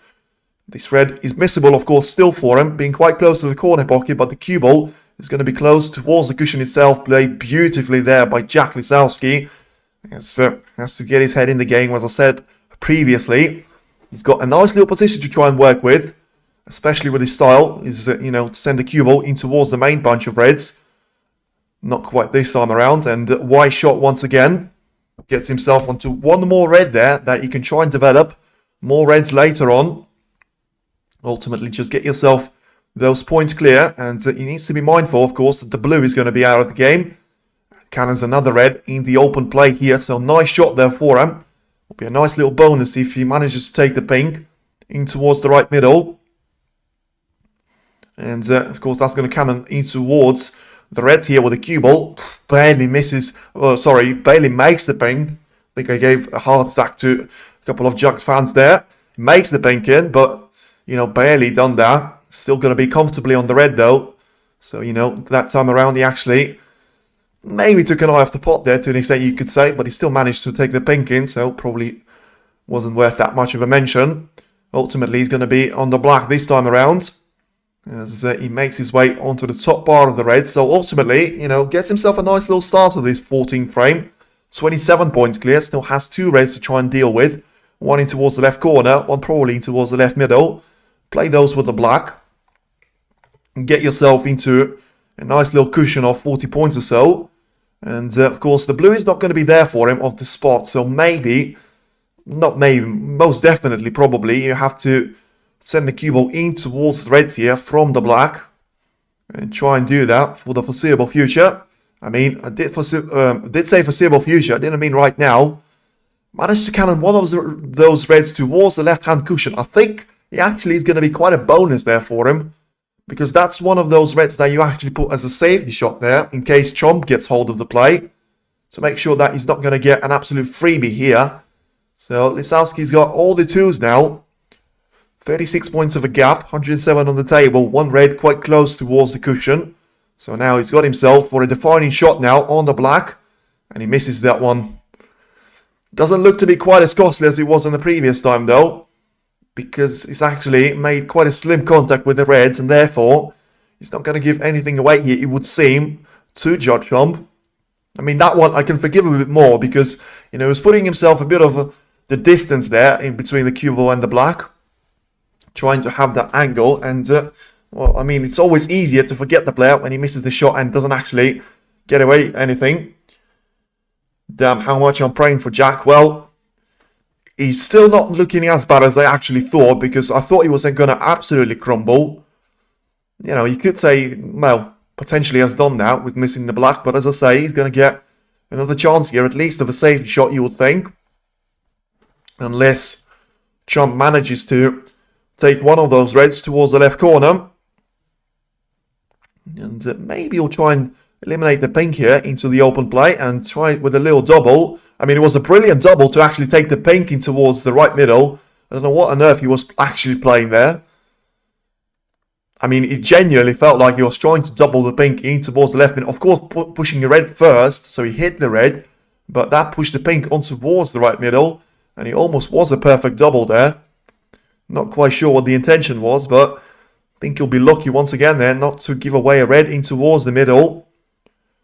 This match time is going to go over 4 hours. Brilliant red in towards the middle, just as I was talking about it. And what a shot to take on under pressure there. Me too, says Larry. Well, Your mood might just get that slightly bit better with that mistake from Trump, and you can't call it anything else but mistake.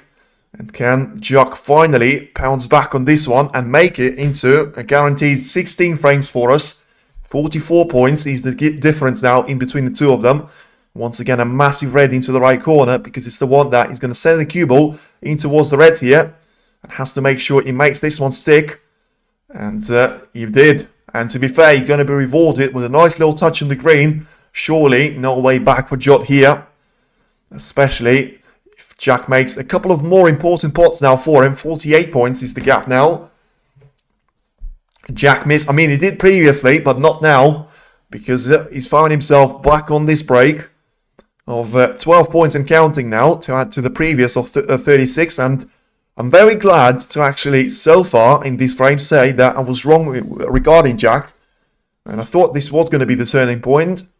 And looks like Jack is going to be able to, especially if he takes a couple of more reds with expensive colours now, put this one behind him and make sure that it's not going to impact him for much longer. And of course, every single time you win that frame, no matter the pattern, and you can talk about it all you want, but when you enter the last sort of 3 frames, it's going to be all about for those 5 margins, which so far in this 14th frame, Jack has managed to turn in his favour, getting that ever closer to that 67-point zone, which usually is the golden one for you to make the frame ball in. As he gets himself lined up for the red, takes the more difficult one now in towards the right corner. So has to be careful that he guarantees himself a position on the pink, which is going to be there, waiting there for him. Nice little screw back as well. So 57 now. Go, Jack. All about those fine margins, as I keep telling you. But that's what the game represents here. To go 63 points clear and have the cue ball going nicely in towards the gap, almost teasing the fans here. And once again, a nice little look back on the shot that he's taken in towards the middle. I mean, certainly wasn't any of the reckless play. And ultimately, it is going to have him a frame ball set up with a black. And what a way to actually put all those sugars behind him. Exactly the one that he's missed in the previous frame. And he's going to put it to bed now, surely. Because it is going to be at 71 points of advantage. And ultimately, all that struggles and all the mental part of the game that I thought is going to be in the way of Jack here are certainly put to bed in this frame. Whether it's going to come back to him in frame number 15, we're yet to witness. But no doubt about it, Jack Lisowski is here to stay. And of course, it's going to mean that he's going to be as close as he's ever been to a ranking event title. 9-6, 10-7, 3 frames away from it. But this time, it's going to guarantee that he's going to be 2 frames away from winning it. Of course, if he's not going to be victorious. I did predict it to go 9-7. I certainly didn't think he was going to go that close with barely a frame in this match. Well, the entire way through, really. And now the break off 51 points here for Jack once again.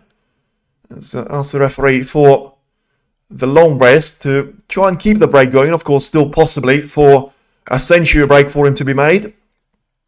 Goes for a nice little spider here to try and edge over another red. And of course, all that table time is going to be very important for him. Just as I say that, he misses red. But anyway, the break of 51 points is still going to be important for him because that has kept Trump in his seat. And even though it hasn't worked out, against the pattern in the previous frames, someone has to put it down to the wire here as we enter first to 2 best of 3 frames now. All to play for. Is it going to be 16 frames that we need, or is it going to go the distance for the second time in the whole Nation Series? And what a response, by the way, against the odds there. I did say it was the turning point in frame number 13. Doesn't look like that now, though, does it? Because he's managed to produce 2 good breaks there, 2 consistent breaks. Yes, he did still miss the black off the spot, but he didn't give anything away. And in the end, he's managed to take it the second time of asking. Trump had his chance of a safety play. Nobody asked him to go for that weird, bizarre pink double in towards the left middle. He went for it, and that's the outcome. 51 points of a break to make sure that we are going to go not quite the distance, but certainly 16 frames now, and it's now 7 frames each. Very quick second session so far. As I say, 2 hours since the match has started, and we already had, what did we have? 6 frames here. in between the two players. So 2 hours, 6 frames, 20 frames on average if you don't even take into account the intermission and the breaks in between the frames. So certainly a very quick-paced final, which is something that you like to see as a neutral. But if you are Judd or Jack Lisowski's fan, well, be easy on the pills there in terms of trying to calm yourself down. This is going to go the distance, but you may as well enjoy the snooker. I know that you won't if the player that you actually support is going to be on the losing side of things, but this is some brilliant snooker performed by the two of the players, and us as neutrals, we can always admire both of them, and whoever's going to be on the losing side, surely going to be very, very hard done by. Come on, Judd now. So we're getting all of the sort of contrast, and what a perfect way for us to see 51% think Judd is going to be the winner, and 49 think that that's going to be Jack Lisowski here. We could not have it better set up now. 412 votes, and still only 2% to separate the two players. The referee's ready there. Shot to the world, 31st title. Let's see if he's going to be first or 31st. I am Judd fan, but this time I'm rooting for Jack. He deserves the ranking title. It's his determination. Derito, certainly agree with you on this one. And let's get the party started for frame number 15. Once again there, a bit of a nervous time for the Jack Lisowski fan, as his break-off shots still have been a bit dodgy quite late. Let's see if this one's going to be better though. Once again, he's got that red going quite close towards the left middle, but this time he's not going to reach that cut-off point there to be above the blue line. And ultimately, he's going to be fine there for him not to go in towards the left middle. Obviously, Chomp can't see that one to try and attempt it in towards the left corner. And, well, as I say, if it is going to go the distance, surely you're going to have to fancy... I mean, I was going to say Judd on that because he's got the experience, but I mean, he's got the experience, could have worked out earlier in the match, but not when it is going to be 8 frames each, if it is going to be the case. Once again here, nice little safety play earlier on. Of course, we haven't seen too much of that. I think the sort of 10 shots each was probably the maximum that we've seen of the safety play in the second session so far. Probably not even that, to be fair. Maybe like 6 or 7 there by each of the players. And then one of them either made a massive error or made a brilliant shot there into either left, right corner or any other one. I think the camera work was a bit dirty on that one. I think it's going to be 4 points given away to Jack here. And it is going to be the case. So Chomp has to have attempt number 2 now to himself. Cameraman was focusing a bit of too much on the cutting point of the reds, where Judd was clearly going for a safety himself. So having a look to see. And clearly not happy with the way that referee has placed the cue ball. So just going to go back to the screen there and have the digital world make sure that that's the correct position of the cue ball. So a little bit of the delay.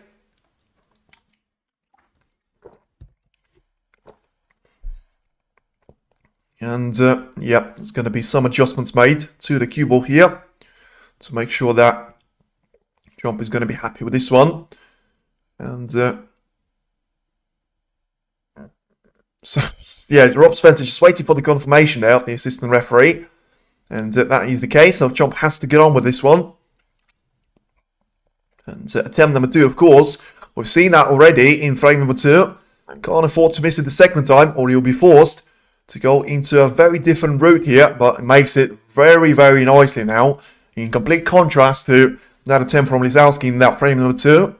It's now going to be Chomp to go back to his seat, and well, maybe Jack is actually going to be forced here into playing a shot that he's going to spread the reds out here. Hasn't been too much of a fan of doing that, because, you know, more times than not, he's actually found himself on the receiving end of things after the following shot. Doesn't seem to be the case this time around. Doesn't want to catch the brown though. I mean, he's all right here. He's got one of those reds that Chomp can potentially take on, but surely not when it's 7 frames each and all to play for. Chomp is just going to play a safety of his own. And nice little 3 cushion escape for the cue ball onto the top part of the table. We'll have the dangerous red covered up by another red there, so surely can't form a plant of dirt without having pretty much half a meter in between the two of them. So just having a look to see if, you know, maybe it's it's actually going to be worth for him to take in the red in towards the corner. I certainly don't think it is. But, of course, A, he can't hear me, and B, he knows better than me. And maybe didn't know better than me at that time, because he's going to miss a red by a very slim margin, though. And this time around, just like it was in previous frame, he's not going to be punished for this as it stands for me. Don't think that Trump... Well, he certainly can't do anything with the same red that Lisowski's missed, because that's gone along the left-hand cushion and onto the top part of the table. And the only other red that was a potential threat there to Jack is not going to be visible behind the bunch. At the end, Jack makes a bit of a mistake himself. Could have played that red better. And ultimately, I think Jack is just going to roll the cue ball in towards the main bunch here. So, just having a look to see if, this is going to have a way out of this, or we're going to have a re-rack for the player shortly. I think Trump is just going to try and nudge the cue ball in towards the top part of the blue here. And I think we're going to agree on it's going to be a re-rack. So nice little decision there, quite quick by the players. So the foul of 4 points ain't going to stand. And once again here, it is going to be a re-rack. So very nice to see the players come to that agreement so quickly there. Because clearly, with that red being over the left corner, we were never getting to a fast outcome. So we have to settle for the frame number 15 to go again here. Of course, we've seen that with Judd and Mark Allen yesterday. Frame number 7 had to be re-racked twice at that time. And ultimately, it still was a very important frame for Trump to win, as he went on his run there of winning 4 frames on the bounce. By the way, I did mention that. He has gone on to win 3 or more frames on the bounce against all of Gary Wilson, John Higgins, and... just trying to think, Mark Allen there. He's not going to be able to do that now, because the maximum that he can win Judd now is going to be only 2 frames, because he hasn't won the previous one. So Jack can still technically win 3 on the bounce here, but I think he'll be very unlikely, especially with the way the previous 14 have gone. So from here, he would expect it to go the distance. As once again, a break-off shot here by Jack has been his Achilles heel, but not this time around. Plays this quite nicely, gets the cue ball onto the ball cushion, and doesn't leave a lot of invitation there. Hey mate, thanks for your commenting, you're making it exciting, thank you. Trying my best, as I say, you don't really have to work hard for this match, because I think it's certainly, I mean, I'll say this without a headline, it has been the most enjoyable final by far to watch. Just as I said that, I realised that I have seen Neil Robertson against Ronnie O'Sullivan. Yeah, probably not by far then, probably 50-50. You know, O'Sullivan against Robertson was brilliant at the Saudi Arabian Masters, and he has gone the distance, so maybe just too quick of a statement to make. As Trump now has this lined up in towards the left-hand side of the table. And a couple of reds there to avoid the black. In the end, doesn't want to catch the green full ball here, because, yeah, he's not going to get that lucky kiss that he got a couple of frames earlier. And he's going to have this red available here for Jack. Seen those missed, and of course seen those missed in the previous version of this frame number 15. But he probably actually makes it more likely for him to make it from the second time we're asking. Not this time. Where's the red going to finish? Is he going to finish over the middle? Needs to pick up the pace there for Trump. And I think it has actually finished over the middle. Just about. Still very difficult shot there. But I think it's the one that Trump actually can take on here. I mean, he certainly will take the red on. Whether he will take the shot in towards the middle, because he has to make sure that the red is eliminated here. I mean, what a way to strike your enemy and your opponent, not your enemy, but your opponent with his best weapon and his biggest advantage over you. And I mean, what a double that he's played there, if you haven't realised. What a double he's played in towards the middle, and he's got the red in, gets himself a nice little position on the green. So are we going to have the pattern all the way till the end here? I did say, against all odds, it was very unlikely for that to occur ever since the opening frame, very much until the end. Trump wins the frame, Lisowski managed to equalise, Trump wins the frame, Lisowski equalises, and now it's time for, if you go with the pattern, it's time for Trump to win the frame. And I mean, what a cannon he managed to get off the black here, getting himself onto a perfect situation with the reds. He basically cannoned the cue ball in towards the main pack of reds in the hope to end on something. In the end, he missed the entire back, and he's basically cannoned the cue ball as hard as he could in towards the black, and basically taking his spot there and has himself lined up perfectly on the red in towards the right corner. Of course, has to compromise slightly with the black going out of position, but doesn't look like that's going to be the case for long. As Trump tries to re-establish the level terms here. I was very confused there. I thought he was going to go for the pink here, but he's clearly just checking to see if the line of reds is going to be available there for him. As you roll the black in towards the left corner. So have a couple of reds lined up once again for the right corner this time. And I mean, so far the pattern will continue. And Trump will seek another frame advantage here over Jack Lisowski. I mean, it's going to be very fun to do the overview, by the way, if he's going to remain this way. Because you literally say that one frame won by Trump, one frame won by Lisowski throughout the 99% of the match. So he rolls another red in towards the right corner and gets himself positioned on the black here. Off into the left. Now to go 20 points clear. Probably has to send the cue ball into the reds there. A little shake of the head as if to say, I may as well do that. Unless he can see that red into the right corner. He has to do it right here, right now. And he will do it. Is he going to be on the red? No, he's not. Loud and clear. He's not going to be on the red here unless he finds something towards the left middle. But I don't think that's the case. Certainly hasn't got anything into the right corner. Maybe, just maybe, if he goes for all-out attack here, he can try and take the red into the left corner. But, as I say, not the shot for the 15th frame and 7 each of a scoreline. I mean, he's taking it on, I think. And he stuck it on. And he's made it stick. Wow. I mean, maybe the camera angle actually made it look too difficult there. But, I mean, what a shot. And get himself lined up perfectly on the brown here. This might actually top the brilliant double earlier in the match from Jack as the shot of the match here. Probably will be a little bit of a overstatement.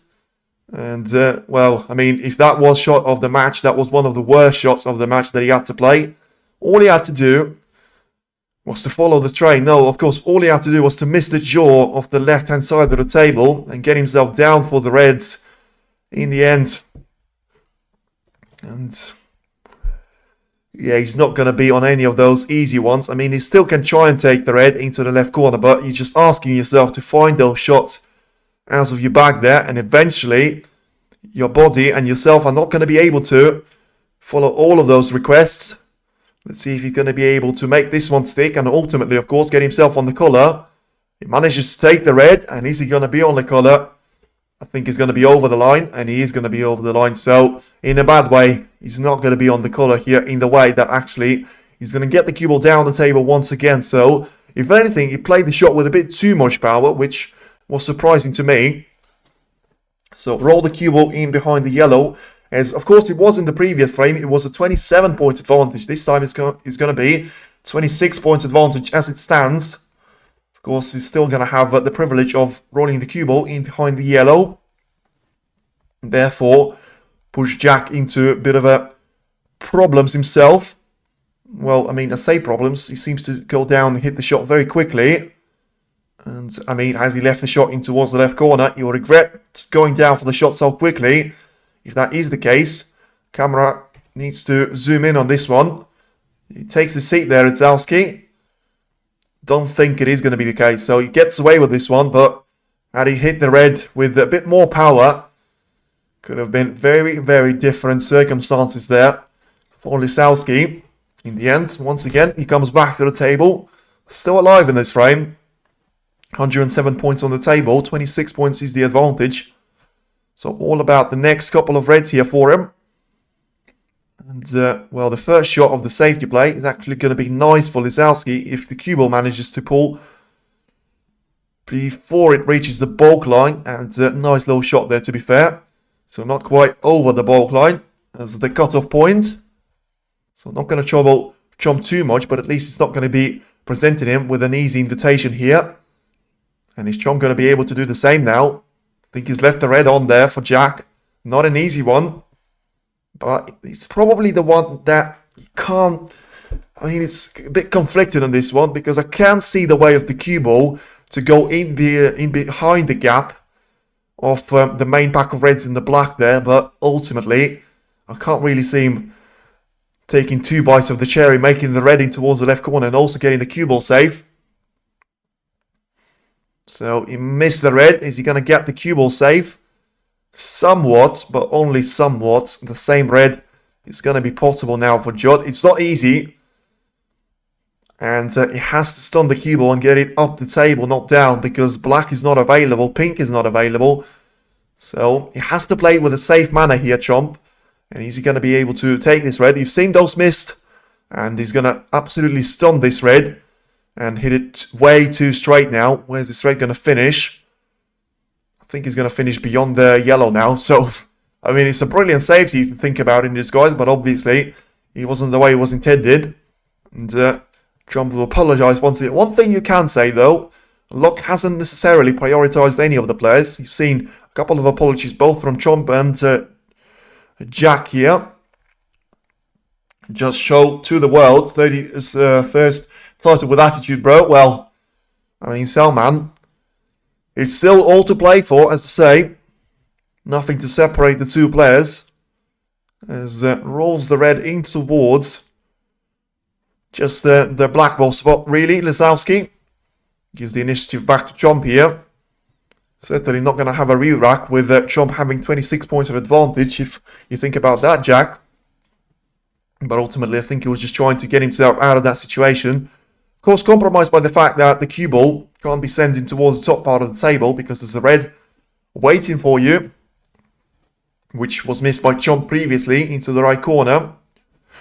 And the red is waiting there for one of the players to, well, unlikely to make that sort of mistake because they're going to be aware of that red actually being there. So just have to try and see the cue ball onto the lower part of the table. And it looks like he's going to hand to hit this one. So 4 more points is going to be given to Chomp here. So 26 point advantage is going to turn into 30 point advantage. Where can we see live free? Anyone? I think in alternative reality, don't really watch matches like that for free. You can pay for it and watch it on the WST website or play. Eurosport and TNT is going to be available for you. And if you are looking for the freeways, it's not going to be here for you to actually find them. So referee just tries to re-establish the cue ball. Come on in, bro. Twitch, well, as I say, not this platform, because YouTube certainly doesn't tolerate any of that. And total foul points, by the way, very interesting stat there. 32 from Jack Lisowski, 26 from Chomp. So, not often you see this stat, actually, but it's the one that gives you a little bit of clarity here. And in terms of 32 foul points and 26, it's actually not that bad, really. For 14 and a half frames being played, 58 points, you take on average, that's going to be, what, 12, 13 foul shots? It's actually not that bad. So a foul shot per frame, where you have those coming in sequences. And Lisowski just puts the cue ball on towards the lower part of the table. So, of course, wasn't going to miss that one. Second time of asking. You already had a warning from the referee earlier in the match. That coming in frame number 2. Doesn't want it the second time, which is going to put even more pressure on that player, which probably might already be struggling here slightly. And you can see here, just having a look for Jack to see if he's going to be available to just try and send the cue ball into the main pack of reds here from the right hand side cushion. Try and get the cue ball down the table here, as I say. And have this one lined up for the next shot. And had to be careful, of course, had to make sure he covers all of those reds available towards the right middle. I think he's managed to do that on that occasion. So still 52% of course this time around for Chomp to actually be victorious in this match. Of course, I think slightly sort of influenced by the fact that he's 30 points clear in the frame number 15, which still could be the one that Jack Lisowski still finally breaks the little sequence of frames lost in, or could have Chomp just one step away and one final frame away from claiming the Alex Higgins trophy and making it the first title in 11 months there for him. The 5th one here at Belfast in his career. And we're finally looking to get some of the movement here, with Trump getting that red away from the ball cushion, and in the end leaving the same red available there for Jack to try and play. Maybe, I mean, don't think Trump would have left it as available in towards the left middle, but Jack is having a very quick look at this one. Maybe he's looking to see, to be fair, which trajectory he's going to send this one towards lower part of the table. And I think he's looking for a cross double now, so it's one of those risk-free shots, and especially if he gets the cue ball in towards a nice little zone. And, well, going to apologise that is going to end up with the way it did, with the cue ball going so safe. And I don't really think what actually was apologising for, because, you know, he was obviously trying to plan and trying to get that cue ball in behind the green or thereabouts here, in behind the baulk line, I should say. And the fact that that red hasn't actually dropped in for Chomp, well, I mean, Chomp was quite lucky on the couple of previous occasions in this frame. So now having a quick look to see if the red is going to go in towards the left corner now. But it was an aggressive shot there from Chomp to take on. And has he paid the price? Is Jack going to be able to see this red? Well, the fact that the hand of apology hasn't been risen there from Chomp probably suggests that he will. So you can have a look here, and he's already down on the shot, so obviously fancying his chances. Has to make his way through those reds though, and he's going to be on the blue here just about, but ultimately it's going to be better than nothing. That blue is going to be very, very much important to him throughout the majority of this break, should he be the one that lasts. Of course, he is going to be into the third shot, but the cue ball is going to be very close towards the right hand cushion here, which is going to compromise the next shot on the red, because seeing those missed previously by Jack, with it being the black of the spot. And yeah, he's just really difficult there for him. I mean, he's got the red to try and send the cue ball towards the blue. I think you have to take that one. You can't afford to try and hand the cue ball for the black here. And he makes this one sick. How's the cue ball? Realistically, he wants it on the top part of the table. Not going to be the case. Not going to be the case. So what's his alternative? Run out of reds here to be on the wrong side of the blue, so has to probably take one of the ball colours. Makes the shot missable. Makes it very difficult there for him. Makes the brown in. How's the position of the cue ball? Looking nice, looking good, looking perfect. What a shot you just played. Once again, calm under pressure. Coolness personified. 11 points right now for him. 19 points behind Judd. Can he finally break the curse here? A long way back, of course, but ultimately it's a lot better to be on the break and with a chance than be in your chair without a chance. Of course, someone had to break the sequence, or he was going to go to Jump to actually win it in the decider. Let's see if Jack is going to be able to do it right here, right now. He's 11 points down, 83 on the table, all to play for. A couple of low reds now for him to try and take. Those are going to be the harder ones. But it's going to be a lot more sort of easier for him to navigate through the remaining reds. I mean, does he have to take this red along the cushion now? Yeah, he clearly doesn't feel like that. And I think it's the right shot for him to play. He's going to be a bit too low on the red. But ultimately, I think it's very much an important shot for him to refuse that red along the cushion, because he's going to have enough points here with those 5 reds being just lower than the pink. And all he needs is around 38 points to get himself clear of, barring Snookers in this frame. And what a shot to get himself started. Brilliant in terms of getting all of those reds spread out in the perfect manner there. Counting the pink out of the picture as well to get that one sent just as far as possible. And are we going to reach the boiling point? Once again, very important black though. Ooh, he barely makes that one in. Very nervous. Of course, those couple of seconds that you had the black travelling, because he was very straight there. I did say last second it was important. Couldn't explain the reason. Once again there, it was straight. So has to go for this red, which I didn't advise him taking on, but he's going to make it. And surely now, no way back. And no looking back now for Jack Lisowski. Only a handful shots away from making him ahead now in this match for the first time since that long wait in the opening frame. He's now 13 points clear. All 4 reds are in open play. Play those with the black and try and minimize the amount of shots that you actually need until you're going to reach that frame ball. All these hours in practice, this is what it comes down to. How's your bottle? How's your calmness under pressure? So far, it has been brilliant ever since that dramatic frame loss in frame number 13, which I'd said was going to be the end of Jack Lisowski, and how glad am I to be proved wrong with that one. If he manages to take the black, and 3 more shots after this one. So black is in once again, having the perfect cue ball control throughout the majority of this break, but just to say that, runs himself well wide of the red here, and still not over the line. So drop the red in, and still has to be on the colour, of course. I mean, he drops the red in, but he's not on the colour. And now, this is where you have to make a decision, and it has to be a decision where you play it safe. I mean, you play it safe, or you make sure that the cue ball is going to be sent towards the top part of the table, and he's going to be safe, and he hasn't done that. He's missed the black, which was his frame ball, to go 8-7 clear. And it all comes down to Judd actually making this red. You couldn't write it, just like it was in one of the earlier frames. I think it was frame number 10. For Chom to go 6-4 clear at that time. He missed that red. Can he make this one though? He's got more than enough points on the table to make it the clearance that he needs, but he's going to miss the red. So it's not quite over yet there. I thought he was going to be.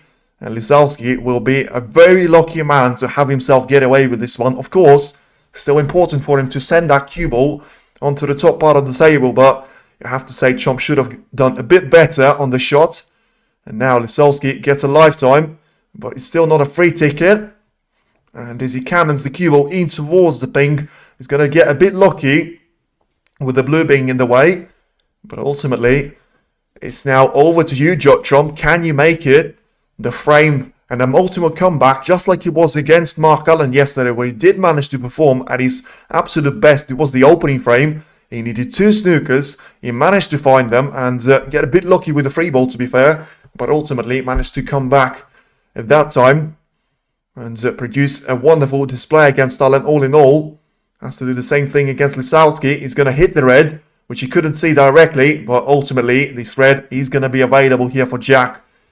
I mean, it's a lot easier of a long shot for him to take on. The crowd certainly are going to be on their feet urging him to try and go for it. And if he makes it, surely it is going to be another frame win. And it is going to be the case. So it's going to feel like a massive frame for Jack Lisowski now. Because ever since that opening frame, it has been a very long wait. He's been there or there about it. And now he's going to go into frame number 16. At least he's going to be guaranteeing himself a decider. But can he finish the job early in the next frame?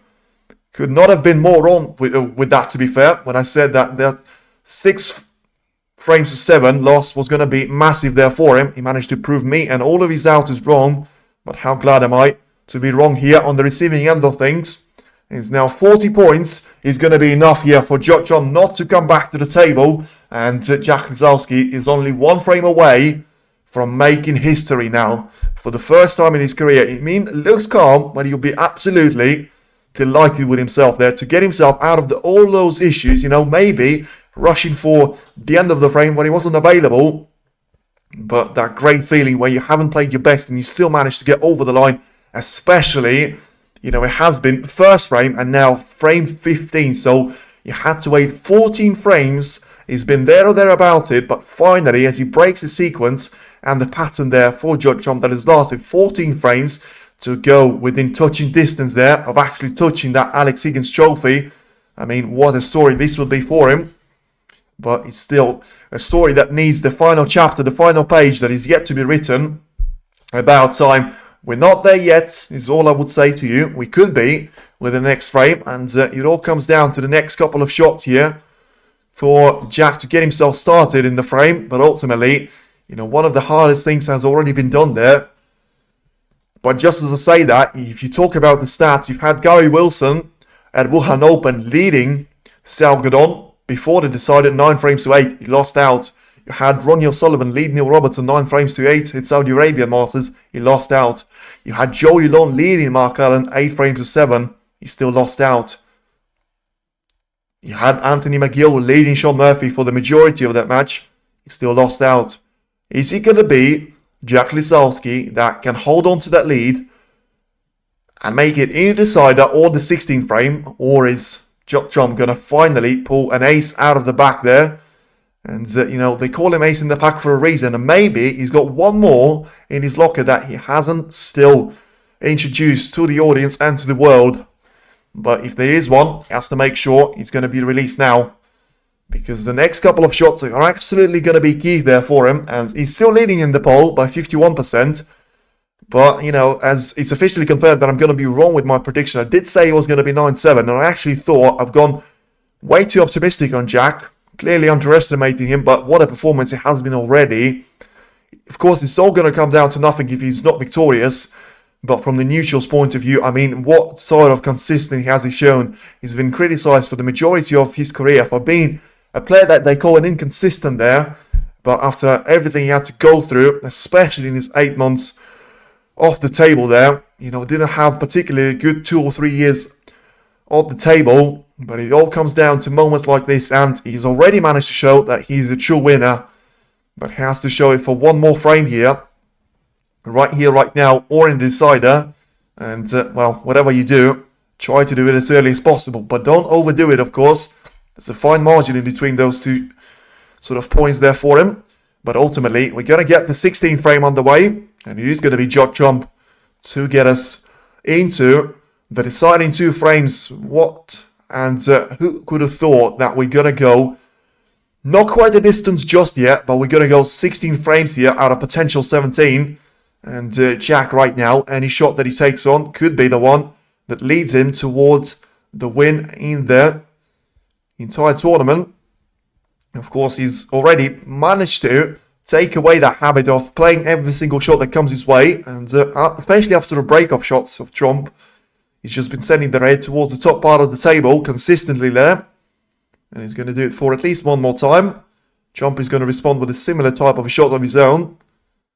I'll get the cue ball lined up in towards the green pocket, and of course, this is why, and this is when the safety play is going to be more than justified for any one of the players, especially from Jack's point of view, because if you're going to try and slow the play down, you can afford to do that now. Try and wear your opponent down.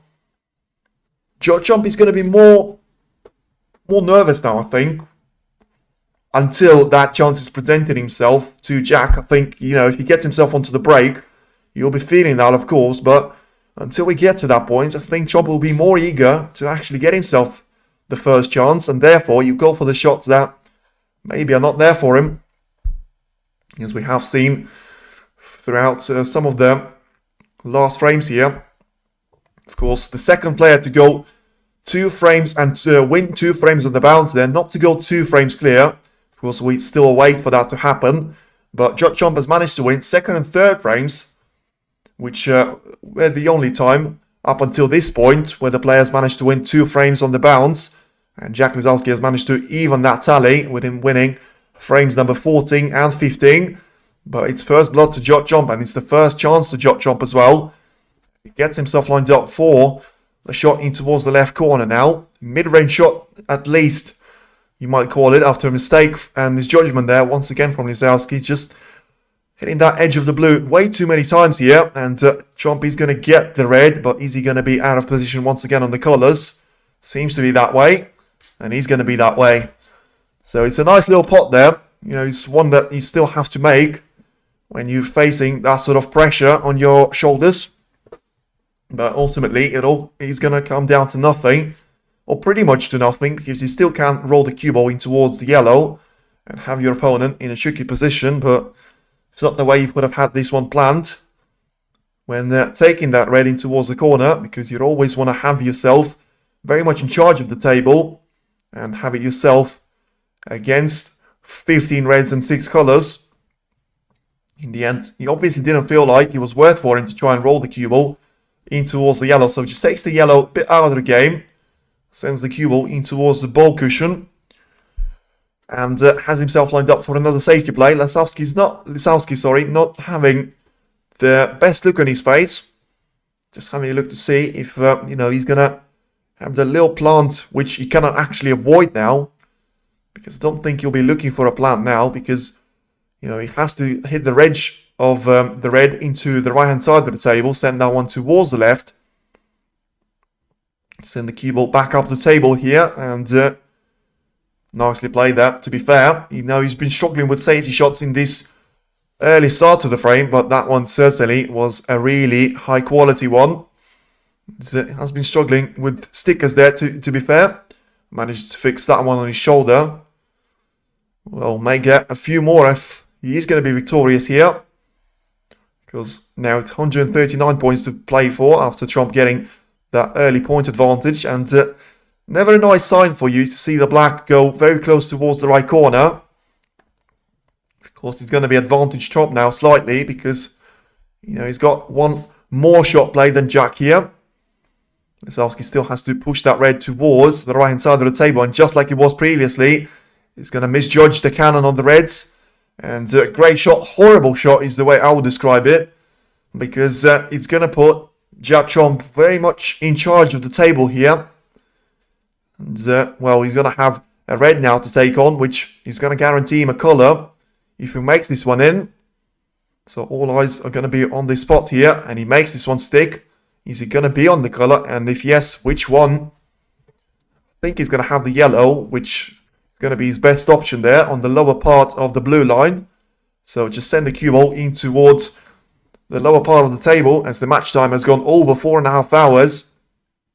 Certainly one of the longest matches that we have seen throughout this year. And remember, we did have some brilliant ones. We had 20 frames, which of course was by far the most. Not by far, but the most amount in Shanghai Masters. Of course, playing first to 11 there. Not quite a decider. Then we had a brilliant encounter at the Saudi Arabian Masters, going the distance with 19 frames. Still the same one with Wuhan Open. And 17 frames at the English Open. There's the home nation event. Not going to have 19 or 20 here, of course, but we still can go the distance. And onto the decider. Not easy to play against your good pal, more so for John. Lisowski more hungry and has more determined. Peter, I agree with you, but you could have said the same about their previous 3 finals. And yet Trump has actually managed to win all of those. So I just think it's all about the moment and the time. And I mean, from what I've seen, I certainly haven't seen Lisowski play so well ever than what I've seen this week in this tournament. You know, when you defeat the Wilson, Joe, Selby, maybe not so much to here, but Chepchaya, you're going to be worthy of a final, of course, when you defeat that sort of opposition. I forgot I'm delayed here to match the other stream. Okay, understood. Copy that. And, well, it's certainly great shots now being played by Chomp now, as he's still getting himself away here in terms of points. But, I mean, it doesn't seem to be as free-flowing here as you would expect your Chomp to be. Compromised by a number of factors here. Of course, the reds are far from located in an ideal position. The black is covering their right corner pocket, but obviously, Trump doesn't feel like it's worth taking the black out of the game, which, I'll be honest with you, I don't quite understand there, because I think you could find the cue ball on towards the reds.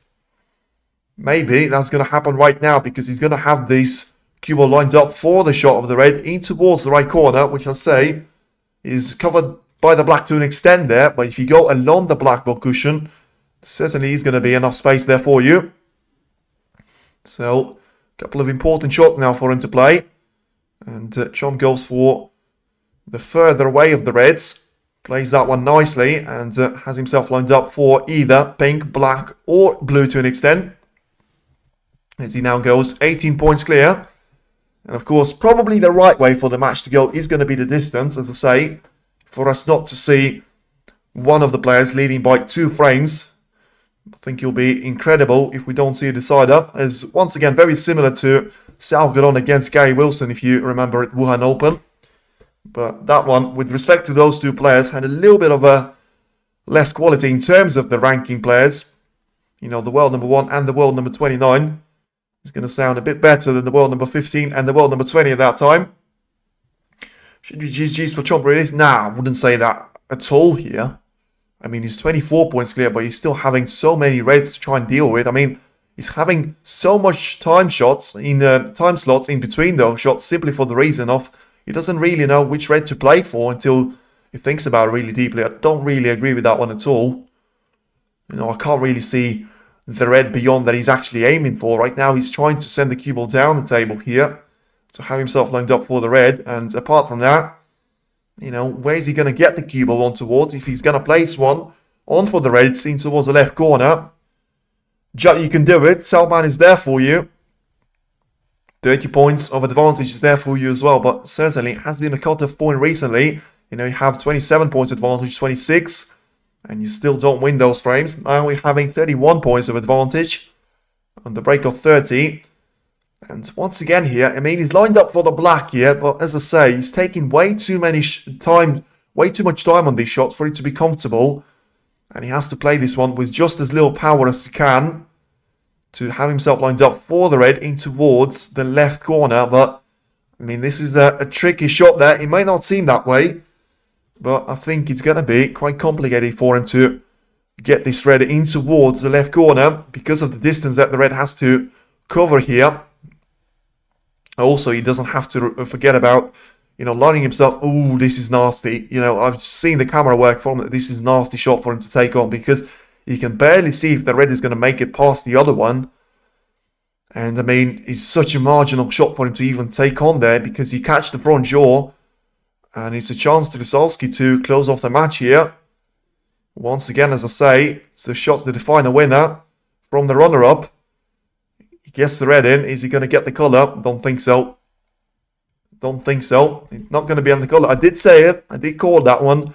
It was far from over from my point of view. He's going to get himself a nice little lead, of course. 39 points. If he doesn't take any of those colours, with 83 on the table, it's tricky. But it's certainly not game over now in this frame for Lisowski. And he'll be able to pounce on this one and get himself back in the equation with that, of course, a single successful long shot, which he'll be looking to try and find. He's managed to find those for the majority of the match, but now it is now a 39-point advantage to hold on for Trump. As I said, he had 27 points, he had 26 points. It wasn't enough in previous frames. His 39 is going to be enough there for him to try and build on later on in this frame. But now let's see just how much damage he's going to do to Lisowski with this snooker laid up on him. And I think he's going to do a lot of damage to him. Because, yeah, Trump is going to be back at the table like he never left off here. Very surprised with that shot from Jack. Very surprised there. Sentimental winner shot by Lisowski. Trump wouldn't mind losing this one. I think he would. I'll be honest with you. I think when you are there and when you play ranking events, it's probably better to lose to Jack Lisowski than lose to Ronnie O'Sullivan or Mark Selby. I get that point of view. But I think he'll be absolutely fuming if he loses this one now. Especially with him having such a nice chance to take it the distance. When you lose a decider, it's 10 times more painful for you. I mean, there's a whitewash, there's a decider, and there's everything else there. I don't know. Yeah. Speechless, as I say. A very cheap chance given away here to Trump. As I said, it wasn't over at 39 points. It certainly is going to be at sort of 60 points mark. If he rolls the pink in, which he will, gets himself 58 points clear. Right now, 67 on the table. So the red to take it into a decider technically, with it being 59 points advantage, 59 on the table. Still, he's going to be lined up on the colour here. I bet the crowd are going absolutely wild there. In the crowd here at Belfast, I mean, they certainly have been entertained here by both of the players. And it does look like we're going to go the distance. So we're going to see one more frame of this brilliant action if this pink is going to disappear. And it is going to disappear. So it is all confirmed. It is all set on the decider. He could not have ended either way, to be fair. Because you just must have a decider when you've got these two brilliant players going at it. Playing such a wonderful snooker, especially the second session. I mean, the second session, I know I mentioned Robertson and Sullivan previously, but if you talk about the second session, it certainly has been the best session of snooker I've seen all year from both of the players. And, you know, Robertson and Sully made some errors there at that time. They weren't as clinical as those two have been, but ultimately only one of them can be the winner. And who's he going to be? Is he going to be the world number one, taking the 31st ranking event title? And right now, Is he going to be the world number 29, going up the rankings and taking his first and maiden ranking event title? As I said previously, he never got this close. He always had to be 3 frames away there. He was 2 frames away on the frame number 14. He managed to take it to just needing 1 more frame there in frame number 15, but ultimately only 1 player can take it. And as John misses the thinking towards the yellow pocket, it is gonna go the distance. Who have you got in the chat? That poll is locked on 50-50. It could not have been better. You literally have all the snooker gods and everything written in the stars for this to be the best decider that we have seen. And, well, maybe the best of parts that we've seen in the entire match here. But that will be difficult for the players to produce because the pressure is going to be on both of them. Come on, Judd, come on. Down to luck now. Wouldn't say it's down to luck. It's never down to luck in snooker. I would say it's down to skill, down to bottle, and it's down to a little bit of luck. I would agree with that one. And I do think, actually, by the way, talking about luck, I do think it's been spread out pretty evenly. I think first session, Jack was getting a bit more of the luck there, and second one, Judd was getting a bit more of himself. So I think down to bottle more than luck. Absolutely agree with you, Exile. Absolutely agree with you on this one. Let's see. It's going to be down to a little bit of everything. It's going to be down to skill. It's going to be down to experience, which straight away puts Judd as a massive, well, slight favourite. You're not going to have a massive favourite. By the way, just want to have a look to see what the odds are going to be for the decider, because it has been very consistent for 160 for Chomp. They still have it 166 now as the main ones, 220 for Jack, but I mean, you couldn't actually write it. Still not having a player to go more than a single frame away here from each other. Frames that are not quite. We're still going to have, I think we're waiting for Jack to return. The referee has got all the reds and colours set up. I think Judd is waiting in his chair. And, I mean, it doesn't really have to gather his thoughts. I mean, you can understand why Jack is taking that break. He needs to just put himself back in that zone and say, it's just another frame. It's just another frame. I have to treat it like that, because if you're going to think about everything it's going to mean to you, to your family, of course, especially after that tragedy of him losing his father 8 months ago, he's going to have to put all of that behind him and just try and focus on a single frame and take it 1 shot at a time. Now, forget about taking 1 frame at a time. Take it 1 shot at a time. Don't rush it, but don't overthink it. There's a fine line there, and the winner that is going to find that fine line is going to be able to reach and grab that Alex Higgins trophy, which certainly is going to be a player worthy of it. As Jack makes his way back onto the arena, everything is set now. The stage is set, the players are set, the trophy is ready. The fans are going to love this one. There's a smile there in between the two of them. Well, I mean, there's a smile from Judd's point of view. It's not a smile from Jack Lisowski, because he certainly feels like this is not an exhibition for him. This is all or nothing. And every shot from now absolutely does matter to him. He needed to be off to a great start, and it's a promising start there for him. Probably his best break-off shot of the entire match. Wait for you to go if you're going to start off like that. Any time frame start, please tell us. Yes, it has started right now. I can't see Judd making a century to end it, to be fair, but I'm happy with either winning here. Yeah, I don't think we're going to need century, really. The break of 97 points was good enough in the second frame. And ultimately, I don't think... Well, Jack made one of them. You know, Chomp could have had the century in the second frame, but ultimately, it all going to come down to either one of them winning this final. And it's all going to happen right here, right now. Players have had a shot each. And it's a minor advantage to Jack here, because he can try and take that red towards the right corner and still send the cue ball into a relative safe zone. I mean, he refused it. Not sure that was the right shot for him to play, because not only did he refuse a shot to take on, he left a very nice little option there for Chomp available in towards the left corner. Judd win, please. Come on, Judd. Well, very much split up in the chat still. 50-50 on the poll. Let's see who's going to be the winner here. And what a way this would be to get underway the deciding frame if Judd makes it in towards the corner, and he will. So first blood certainly to Judd Chomp in the decider, and water bottle already is going to take him to get that single point on the board. We're happy for you lifting the 31st title for Eel Peter. Well, Can't really read the message just yet, but I'll come back to it. And Chomp is going to have himself lined up for the wrong side of the blue. So even though that red already feels like a significant point, I don't think it's going to be that significant in terms of points that you're going to get from here. Because realistically, you can see maybe 3 reds here. But I say maybe because you have to be very precise with the cue position on any of them. And apart from those 3, you're going to run yourself out of position here. And the line of the cue ball is not going to be nice to Chomp unless he cannons in towards the pink with the best possible way. He's going to have him snookered and the head is going to go down. Disappointment once again from Chomp. And I've ended the break already, but he ain't going to make it past this. So all about the safety for him to play. And yeah, just cannon the cue ball in towards the cushion and into the pack of reds. Doesn't want to concede the touching ball to make it worse. Feel for Lisowski, should he lose, never so near to win this maiden ranking title, and that could be being more nervous for Chomp, but in this time, I'm hoping Lisowski win it out. Well, you're the second the person to actually say that, you know, support Chomp, but actually want Jack to take this one.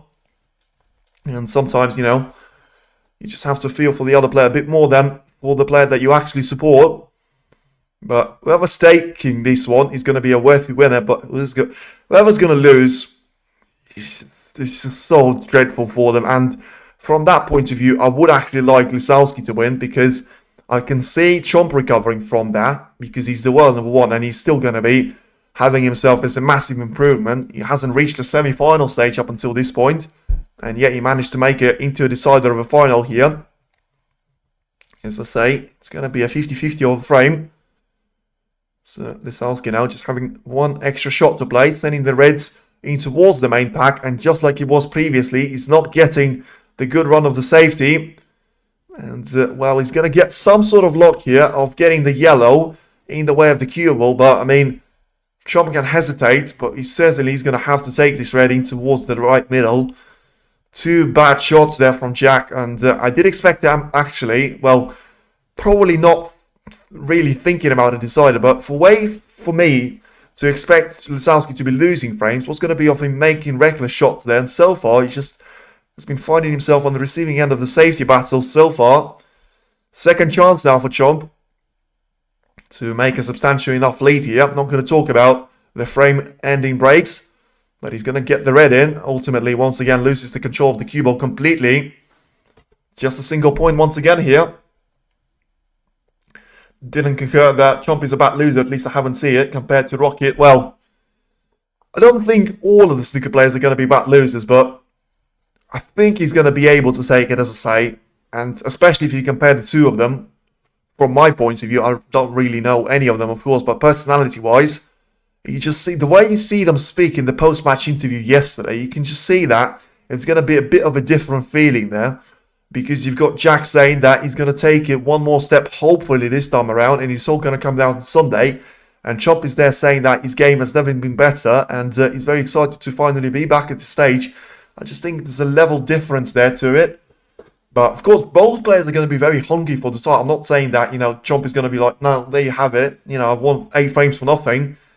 But ultimately, I just think it's going to mean a bit more to Jack. Simply because it's the first one. If it was the second or third, it's going to mean exactly the same there for him. No matter if you're the world number 1, you never get tired of winning. You have all of the best sportsmen in the world saying that. So for now, Jack is going to send the cue ball down the table, have one more red sent in towards the right corner. Wants to re-establish himself as the player in control of the safety battle. That's the way to do it, to be fair. Getting the cue ball perfectly on towards the ball cushion. Probably as much as he could have done at that stage. Judd is a fighter. He hates losing more than he likes winning. That's the right mentality, by the way. Dirutu. That's the right. If you in snooker, if you don't lose, you win, and you have to hate losing because you have to have that mentality of winner. You have a look at Cristiano Ronaldo, the most successful footballer of all time, you could say, alongside the likes of Pelé, Maradona, and Messi. But his mentality has to be admired in the entire world here. And you need to be like that as a sportsman. Right now, it's a very important shot that Chomp has to take on. He probably tries to take this red out of the game in comparison to actually making that one in towards the right corner. And probably a successful shot to be played. He still leaves a chance away to Jack to take the other red in towards the right corner, but ultimately it's going to be far from ideal. And yeah, he's tried it, but he missed it. And so the cue ball's still going to be very much safe there. So, just as I said, we were going to see a safety battle inevitably because both players are going to be hesitant to try and go for the gap that actually opens up for any of the two. They are all bad losers at that level, except for Mark Williams, perhaps. Nah, I still think that he's going to hate losing this one. You know, the way he's lost out the final to Zhao Xington, he said himself that he couldn't actually believe it, what he was up against, and it was very difficult for him to actually acknowledge that generation is taking over snooker, and of course he was the one that saw it from the front row, find himself on the losing side of things. Another brilliant safety shot from Chomp. Lisowski needs to go for a cross double. Still, the position of the Reds is very much bunched up there, but may not be now. Although, what a shot there. I mean, I did say it might not be now because Lisowski has opened up one of those Reds in towards the left corner, but managed to get the cue ball in behind the yellow. And what a time for him to actually do it. I did say he's been finding himself way too many times on the receiving end of things for a safety battle. Not this time around. As you know, it's 7 points now for Chomp and 131 points on the table. As of now, the Chinese players are gentlemen losers. For me, Mark Cullen is probably the only cool loser. Maybe, as I say, I'm not going to go too much into it because I don't really have the knowledge to back it up there. But, you know, Joey Long didn't take his loss well against Mark Cullen. I can tell you that for free because I saw that in his eyes. And clearly, at the ceremony, he didn't want to be there, but you can understand it. When you're looking for that maiden ranking event win, I think Lisowski's going to be the same should he find himself on the losing side of things. It's very different for you to try and actually win that first ranking event title. Let's see what the cue ball is going to finish like for Chomp's point of view. And it is going to finish in a position where I think Lisowski can take another red in towards the left corner. Has been very much a trademark shot of the way for him to go in this tournament. Can he make it one last time here? Yes, he can. He's going to have a chance, and that's about as much as you can ask in a decider. And what a chance this is. I mean, get the black in towards the left corner with the rest, and all of a sudden you're in a monster red here, which are positioned very nicely for you. And it's a massive step there. It's not a massive win, which I was going to call it, but it's a massive step there. Only having 12 reds now. You know, you're about 20 shots away from victory here. And, you know, the first ones are always going to be the most important ones. Takes the rest shot decent, but not going to be perfect on either one of the reds. I mean, he's had the cue ball position dead on the cushion here. May actually have to take the red in towards the left middle because of the way he's got the reds positioned here. But still has to make this one stick and will. How's the cue ball going to be lined up? Not perfect. Not perfect at all. So, was always going to struggle early on. And does seem to struggle here. 9 points on the break. And being very straight on this blue. So, you know, it has done it before. When he's taken the brown and managed to get the yellow. Sorry, get the cue ball onto the lower part of the table. But this is a different game now. This is a different match pretty much. When you enter the decider. Managed to get the yellow, but is he going to be on the colour? Is he going to be on the red, I should say? I mean, I can't see what he's actually seeing there, but he does seem to be walking very confidently towards taking the next shot. And yeah, I think he can just about get through to one of the reds. Still not ideal, but he makes this one stick.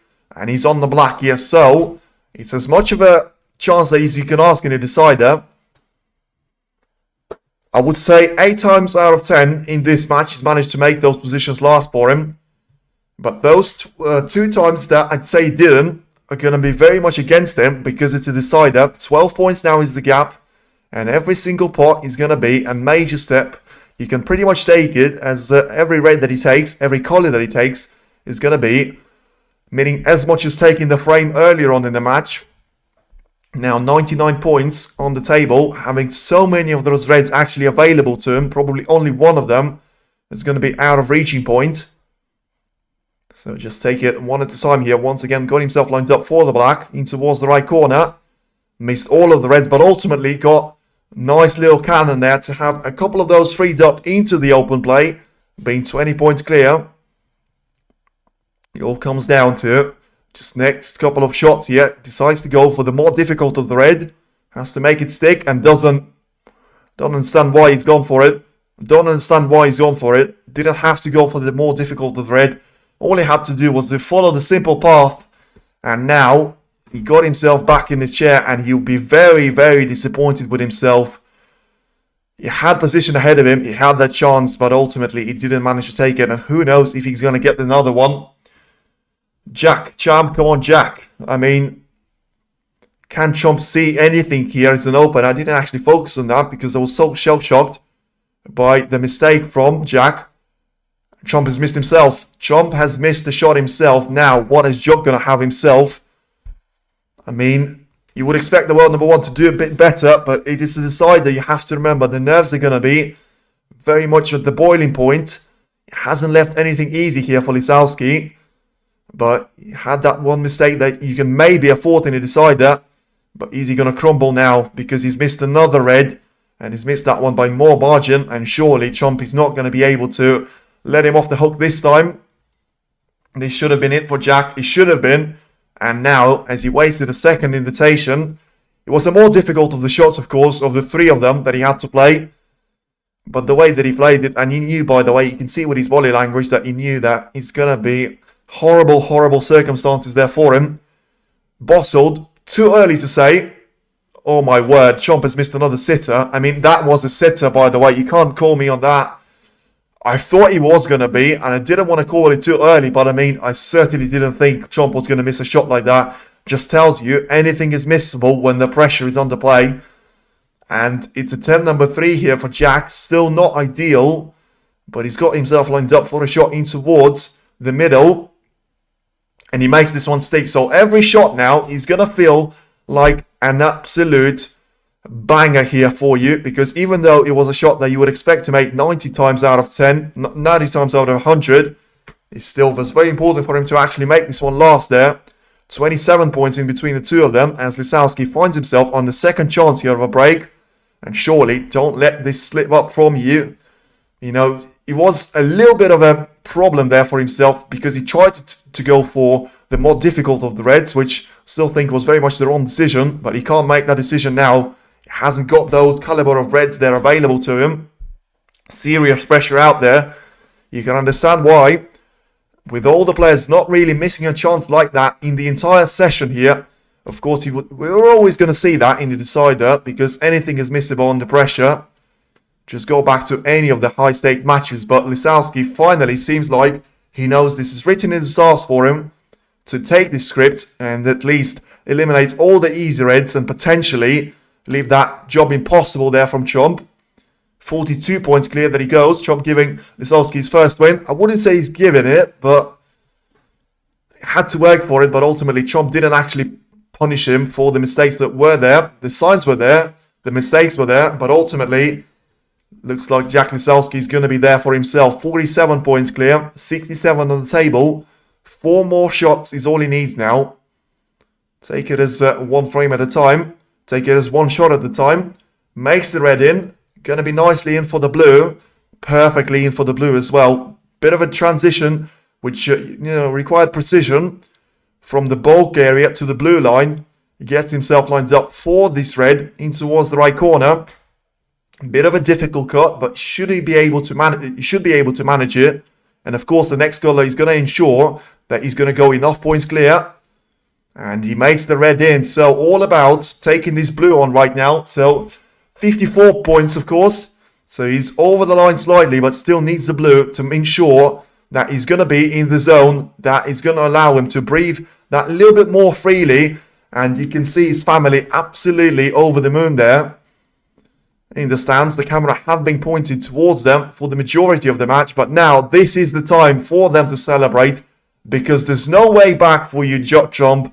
And come on, Jack. Jack is going to be the winner here. And congratulations to him.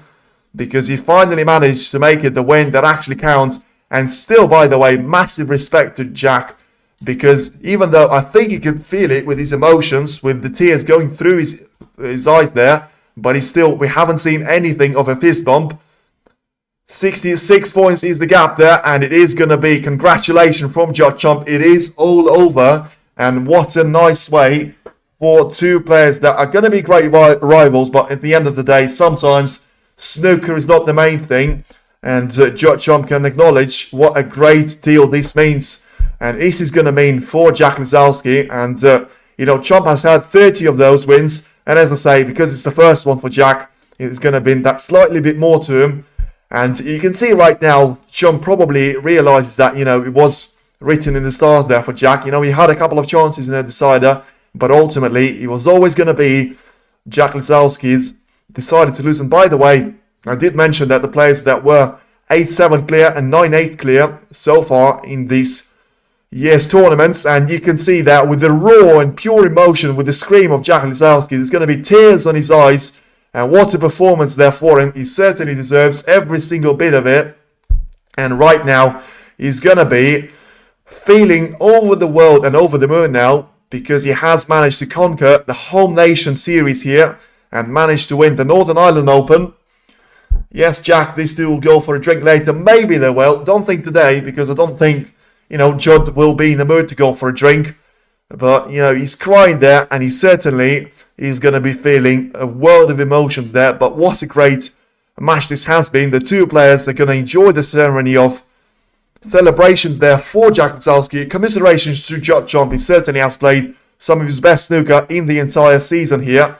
And you can see that with the family being so close to Jack here. And you can see just how much it means to them, of course, as well.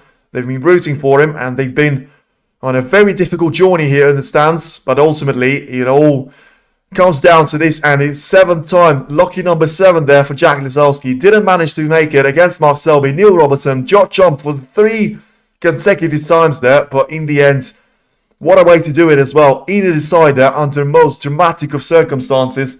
Thank you for the coverage. Thank you for every one of you that has joined in on the action. I mean, the snooker gods have treated us to an absolute classic, and it's going to be the one I certainly look back on as the second best final of the year. It's going to be a close runner-up there to Neil Robertson against Ronnie O'Sullivan in Saudi Arabia Masters. But from the pure quality point of view, I mean, forget about the misses in the decider. This has been the best of the best in the action. Flawless, especially in the second session. You talk about 17 frames in total, 9 of them in the second session, and I would say 8 of them pretty much flawless from every single one of them. And in the end, thank you for the coverage. Thank you very much there for every one of you who has actually joined in, whether it was in the chat or just watching. We have been treated to an absolute classic, but in the end, it could not have been done without you all. And appreciate everyone that has tuned in. We will do a little bit of a little overview, because I think this match deserves one. And where do we start? We start with an opening frame, and in the end, it was only one of the 3 instances that Jack Lisowski was managed to get himself edging ahead there of Judd in the first frame, in frame number 15, and ultimately after a decider. Well presented, good job, fella. Thank you very much there. Bye from New Zealand. Peter, bye, and thank you very much for your contribution in the chat. Let's get down to it. 52% for Jack Lisowski now, obviously, with you knowing the results. Nice little stat there as well. But ultimately, if you go through the frames here, first frame, very important. And of course, that was the one that had set the whole pace of the tournament and the whole pace of the final here. It was very important for Jack to settle those early nerves and get themselves that scrappy little win there. Second frame, Judd just showing what a great champion it is, producing the highest break of the entire final, of course, for him, 97 points that he could have matched later on. Lisowski wasn't unable to respond in frame number 3 there, the only time that Judd was able to take 2 frames on the bounce there at that time. Many thanks for this format. Thank you very much there, Letitia, for joining in. Fourth frame, once again, very important. Every single one of the frames that Lisowski has actually made as a win, especially in the opening 4, I'm going to classify as very important for him, because, as I say, you could just see Chomp going on a run there against this type of opposition of Jack. If he found some sort of brilliant form, which, by the way, you have to say he didn't. He had spells, he had good spells, he had brilliant spells, but he didn't manage to find that consistency, which he has shown against Wilson, he has shown against Higgins, and he has shown against Allen yesterday. to go on a row of 3, maybe 4 wins in a row. The best that he managed was that 2 frames on the bounce there in frames number 2 and 3. Couldn't do it ever since. In the end, all he managed to do was a single frame in advance, and ultimately was not enough there for him, as if we return from the first intermission there, we go into, once again, Chomp just restoring that lead, which he was able to do up until that point of frame number 15 and 14, which we're going to get to a little bit later on, but ultimately, it was a very much a nice transition there. When we went on to the second part of the first session, it was brilliant from the 2 players because they were producing clearance. We've seen some errors, but we still haven't seen those drastic number of errors that we're going to see. Oh my god, what am I watching here? Because the quality was there on every single part of this match. Maybe you can say the first and third frames were a bit difficult to watch, but ever since, it has been flawless and it has been brilliant for us to see. Once again, very close runner-up to Ronnie O'Sullivan against Neil Robertson. And, I mean, some players will put that over that match. And, as I say, certainly a close runner-up for me. We go into frame number 6, though. And Lisowski finally managed to get some sort of control there. Gets a brilliant century of 112 points. I think he made that one in 6th frame. And, yeah, we had a little bit of a parity there. So we had the little tendency of Chomp going on a run there early on in pretty much every single one of the frames as we closed off in the opening session. Of course, there was a massive twist in frame number 7, which you mustn't forget about. That red and that foul there. Jack Lisowski has called on himself. Referee didn't see it. The whole crowd didn't see it. Majority of the people around the world didn't see it. But he's called it. What did Chomp do? He's wanted to clear and produce a clearance of 75 points to win the entire frame at that time. He managed to do it, and all that pressure once again was for Jack. When you're coming from behind, you've got all that pressure on you because ultimately you know that if you lose that frame, your opponent is going to go 2 frames clear. Chomp always had the momentum in himself, and he always had the confidence to go for those shots that, you know, Jack probably still went for because of his aggressive approach, but he never had that real reassurance that he was actually going to make those. In the end, very important frame, number 8. Probably third most important there, I would say, for him to actually win there. Because 5-3 going into the second session, I say, it's scoreline that doesn't look like it's going to be over. But I say it's probably going to be over from my point of view. And then we go into the second session. Flawless display. Absolutely flawless. I'm just going to go through those early 4 frames. And we're going to go into 6-all. Brilliant first 4 frames, absolute flying stuff there. I think it was barely an hour in between those 4 frames, including the breaks in between them. So, what is it, 15 minutes maximum on average for a frame? Flawless for the final, and so quick as well. Very little time taken in between those shots for both of the players. Now, you have to go into frame number 13 for you to finally find that little bit of twist in the tail, might call it some players, some fans I should say. Chomp to go 7-6 clear at that time was very significant because Lisowski had a chance. One of those frames, which wasn't many of them of course, that he actually had a chance earlier on that, missed the black off the spot, and I did call it at that time.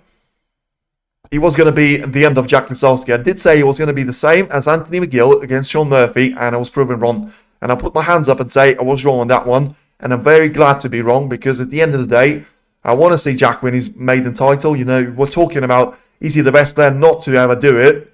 In the end, he's no longer the player that hasn't won a ranking event title, and what a way to do it. But if you go to the 14th frame, I did say the first couple of shots are going to be massive, simply for the fact of, I wanted him to refuse those couple of shots, and I wanted him to play those safeties in a way that we're going to get him in a safe zone and just focus on what's ahead of you. Don't focus on what's in the past, because as a great champion once said in Formula 1, what's in the past is in the past. And now you have to go forward because you can't change the past, but you can still influence what's going to happen in front of you. Chomp has won enough. Next championship, international shop. Yes, so if you talk about the next match very quickly, you're going to have Alan Taylor against Ronnie O'Sullivan in a week's time. I think it's going to be on Sunday pretty early on, so feel free to tune in for that one. But just last couple of words on this match. 7-all was second most important frame for Lisowski to take because it was against the run of momentum. He was down on 30 points or so on Chomp, but he managed to recover, and 7 frames each, ultimately he was able to just click into the gear, win 2 frames on the bounce for the first and the only time for himself there, winning that frame number 14 and 15. Get himself a nice little lead of 8-7. Ultimately, it was probably never going to do it from the first time of asking. As I did call previously, had Wilson against Godon, had a 9-8 lead. In the end, you can call it bottled. He lost out, and Godon was the champion. You had O'Sullivan go 19 clear off Robertson. He lost out in Saudi Arabian Masters. You had your Long go 8-7 clear off Mark Allen. He lost out in a decider. You had Jack Lisowski, lost out in the 16th frame, but ultimately he came to a decider. It wasn't a matter of errors, but in the end he made least amount of errors of the 2 players, and he was victorious.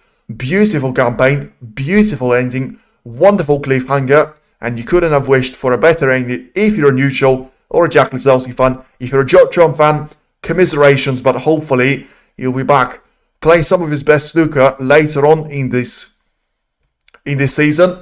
Ultimately, it had to be one player as the winner, and it was the player that was very much deserved it, especially for everything he had to go through off the table and on the table. Just a massive shout out to Jack Lisowski's supporters and especially his family for all the difficulty that they have to face. And, well, this is going to be some sort of reward for all the struggle that they've had. And it was a massive sacrifice, as he said himself yesterday. And ultimately, this is the perfect outcome for them. Once again, congratulations to Jack, commiserations to Judd, but the snooker world will be moving on towards the International Championship next week, and until then, we'll have plenty of time to digest the brilliant final in between the 2 great winners right now, and the champions, as you might call Jack Lisowski from now on. Ultimately, that's going to be the end. Thank you very much, everyone that has joined in, and we'll be back at the International Championship for even more content, hopefully featuring the 7-time world champion back in there. And let's see if Jack or Judd are going to be able to make it quite far into the China International Championship at that time. But for now, thank you very much for joining it once again there. And we'll see you around later on. Great match, great entertainer. And we'll see you for more snooker action later on in the year. Speak to you soon. Take care.